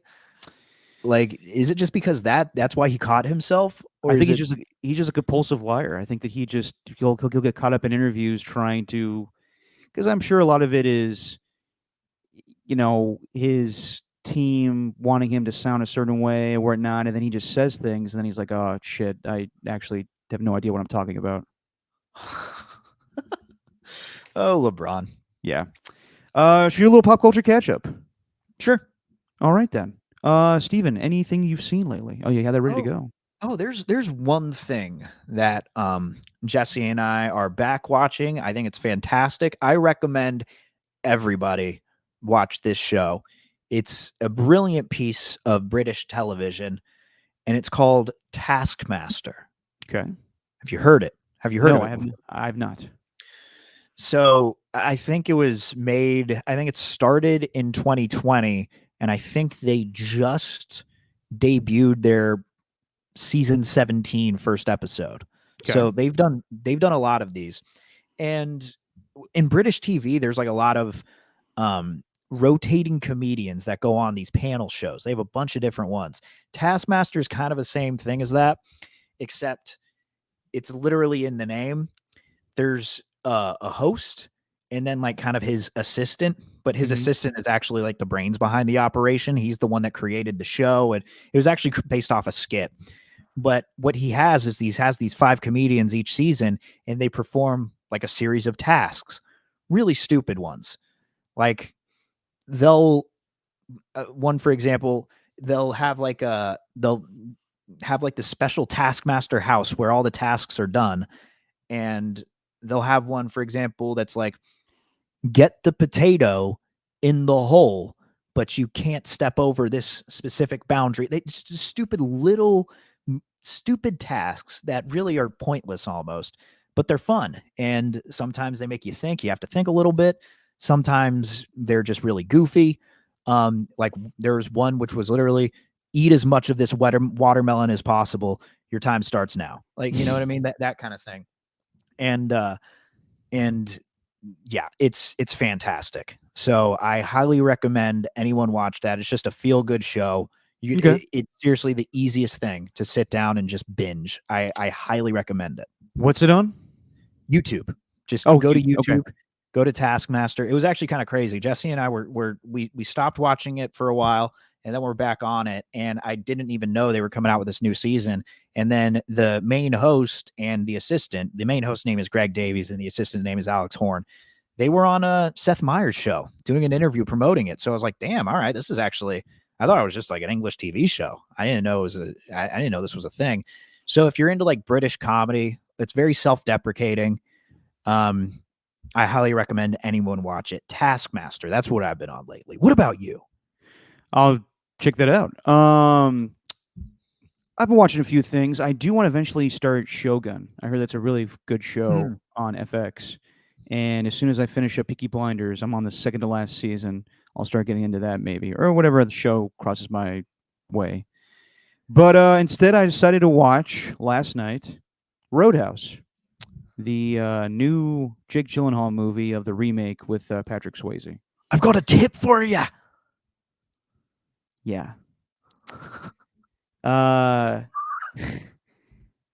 This is where I'm tough on movies, Steven. This thing is a piece of crap.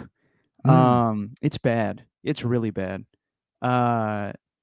And you know, I like Jake Gyllenhaal. He's actually a really good actor, but he just seems kind of out of place in this. Like this kind of feels like just kind of a shitty like straight to streaming video or straight to streaming movie. And for whatever reason, he's in it. I know that he did Donnie Darko with Patrick Swayze and really looked up to him and was a big fan of Roadhouse, so he wanted to do this movie.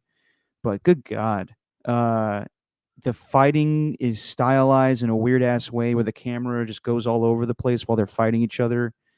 Conor McGregor is terrible. He's just a terrible actor.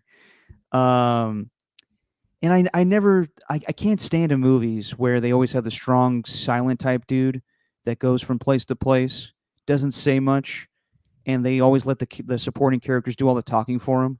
Like he'll just show up and they're like, "Nice to meet you.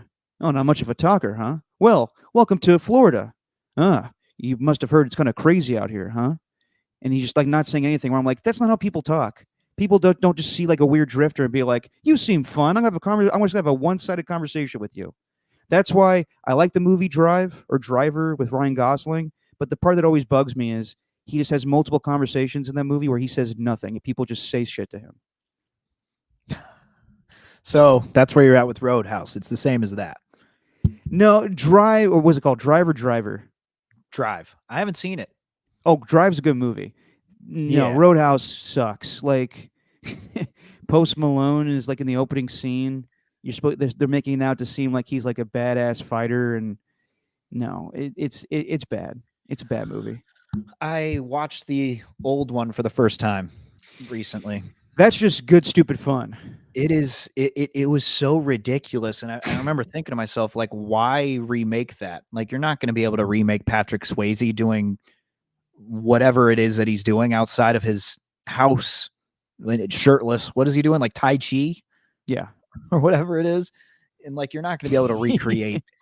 You're not going to be able to recreate the band that's up on the stage. The one with the guy who's blind. Like, I think that they do a lot of those things. Yeah. It's not the movie. It's not a movie that needs to be remade. It's just not. It was good for its time. And even I'm watching, I'm like, God, this is so 80s, and that's what makes it great. But I'm also like, I'm not like this is the greatest movie of all time. I can understand why people like it because of 80s nostalgia. Yeah. No, it's the old Roadhouse was crazy and wild and just very 80s. And has one of the best lines in cinema of all time. He's fighting that guy, or like whatever, one of the guys just is fighting Patrick Swayze, and for whatever reason says to him, I used to fuck guys like you in prison. It's like, what? Yeah. Yeah. It's weird. Whoever came up with that. Yeah. All right. One question I wanted to bring up to you in pop culture catch up. And we don't need to play the trailer or anything. New trailer came out for Beetlejuice 2 or Beetlejuice. Don't say it 3 times. And I love Beetlejuice. I love Michael Keaton. That role got him to where he is today, known as Batman and other things. But I don't think we need in 2024 a sequel to Beetlejuice. I don't know who's asking for that, because when I think of Beetlejuice, I think of, my time or your time, not kids. Like, I don't know a lot of kids that are into Beetlejuice these days. And also, I saw that they're making a sequel to Happy Gilmore, which, cool, but like I don't. Do we need all these sequels? Like, I don't know if I love just remaking things that are 20 years old just for nostalgia purposes, to be like, it's coming back, and then everybody does it, and then it sucks, and then we're like, well, at least we have the original. Yeah. The Beetlejuice one, I'm okay with it, to be honest. Like, I'm okay with it because we've had these conversations for years, Derek. We've had this anytime Anchorman 2 came out, whenever Dumb and Dumber was was made again, like, or whatever it was called. Happy Gilmore, like the Beetlejuice one, fine. Like, I'm interested in that. I could use more Michael Keaton, and if you go back and watch, there's really not a lot of screen time for him in the grand scheme of it. So I'm good with seeing more Michael Keaton doing Beetlejuice. But Happy Gilmore was an untouchable for me as far as sequels or remakes. It was perfect the way it was. You didn't need one, and you're making a sequel already. Like, I'm out on that. I'm completely out on that. I don't want to watch that. I don't want to. What's it going to do? Is it going to start? I haven't even seen it. I didn't even look at the trailer, because when you told me about you asked me Beetlejuice or Happy Gilmore sequel. You asked me that, and I'm like, and I'm thinking in my head, like, I didn't know Happy Gilmore was even being made into a sequel. Yeah, no, it's a perfect movie. Yeah. So Christopher McDonald, who plays Shooter McGavin, I guess did a podcast recently or an interview, whatever, and said, yeah, well, Adam Sandler's writing the screenplay for Happy Gilmore 2. And I saw, like, there's reports out there that they have the cast list already. I'm not sure that's true, because they have it like Paige Spiranic's going to be in it and Tiger Woods.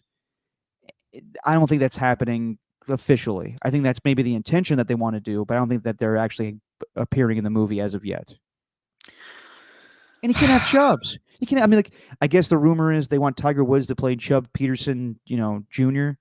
But no Chubbs. Like, it's gonna feel weird. If anything, have Tiger Woods play what was his name? Lee Trevino? Have him play the Lee Trevino role where he's just shaking Grizzly his head at did have a beard. Grizzly Adams did have a beard. Although you're not a big golf guy, but I did see this comparison the other day. Have you ever seen Will Zalatoris? I know of him. Yes. Have you seen him though? You have to show me a picture. Okay, because and I do want to watch Full Swing. I do want to watch that eventually. Because it was said that he could play the caddy, the first caddy, and I can absolutely see that. This is the guy that looks like Adam Sandler's caddy in the movie. Correct. Yes, I do know this guy. This guy could absolutely play his caddy. I'm all in on that if that's the casting. Where were you on that one, dipshit? Yeah. Just all time. Yes. I could see that. I honestly think that's probably what they're planning on doing. It's just, if you're not planning on turning this into a sequel the minute it comes out, like Rush Hour, I think they were planning on making that into a sequel as soon as they knew they had something. I don't need Rush Hour 4, and I don't need Bad Boys 4 either. I don't need that. No, but even with Bad Boys 1, they had the intention of making Bad Boys 2. Yeah. Like, if you have the intention of making a sequel, fine. But if you didn't and you're just creating one out of thin air, like, what the hell are we doing? Yeah. We're just getting lazy, man. It's getting lazy as a society when it comes to movies. Or it's just the industry in general, and the industry not willing to make lower budget films that could turn into all-time classics. Like, they don't really want that anymore because low budget films can just be posted to YouTube. They want the big names, the things that are going to get people to the theater. I don't like it. I don't like it one bit. Well, not even that, but I don't think if this Happy Gilmore sequel happens, it sounds like it won't be in theaters. It's going to be a Netflix thing, which is what Adam Sandler primarily does these days. And just to treat it like another Netflix movie to me is stupid. I don't know. Yeah. Well, I can, at the very least, this is me personally, I can avoid it. No problem. Like, when the new White Men came out on Hulu with Jack Harlow, I was like, I don't need to watch that. Oh, I had no interest in that whatsoever. Nope. And I'm not like Ernie 2 here, though. I don't need Fast and Furious 15. See, I do, because I enjoy those movies. And I'm not just some meathead that enjoys all action movies. There's a big difference between Fast and Furious and Roadhouse. Fast and Furious is entertaining. Roadhouse is just dumb. They could have done a lot with that, though. Like, keep on bringing Patrick Swayze and have him just fix bars around the country. They set it up. I wouldn't be surprised if there's multiple more Roadhouses on Amazon Prime. And who was it here? I think Roadhouse had a sequel in 2005, so it did. Oh, with Swayze? I highly doubt that. I don't know. Was there a Roadhouse sequel? Probably one's like straight to video, like one of those bad blockbuster sequels. Oh, jeez. Oh, this looks more like a porn. Is this a porn? Oh no, it's real. It's very okay. Real. Okay. I was hoping Ernie got you. No, it's good. It looks like it though. You can understand where my confusion came from. Hang on, let me get it up here. Get it up here for the porno. Huh? Yeah. Whoops. See, look at that. Look at that. Yeah, that looks very low. Yeah, budget. but look at the name. Then you got Jake Busey and the dude from Remember the Titans and Armageddon, Will Patton. Wow, that's a cast right there. Roadhouse 2. All right. Shocker, I've never heard of that. Yeah. You find that at your local Walmart. All right, everybody. That's it for today. We'll be back on Wednesday. And yeah, we'll be getting more into the draft. It's April, Steven. That means this is the time of year where I start boning up on all the draft prospects. I'll be watching tape. And we'll get into it. A lot of rumors going around about Raiders maybe trading up to get Jaden Daniels. I don't know about that, but we'll be talking more draft come the month of April. Well, actually, you know what? I'm good with that because the draft, I know I'm like, I always kind of play that role of guy who's not that interested in football during the off season, but play that role well. You cannot deny that there's so much intrigue with this draft based on all the quarterbacks that are going to be taken in this top 10. Like, I think it's going to be the smoke and mirrors. It's lying season, baby. I'm actually excited for that. So I'm down for NFL draft talk this year. There you Down. go. Get excited. All right, thanks to everybody. The Ernies, AJ Cruz, a little bit of Tacky, and a new guy today. What was his name? Edison Zoo. Hopefully we see you in the chat more, my friend. Thanks to Adam Copeland for stopping by, and thanks to all of you for watching and listening. Steven, say what you always say. Hey, real quick. Just real quick. Reel it in here. Reel it in. It's just our opinion, man.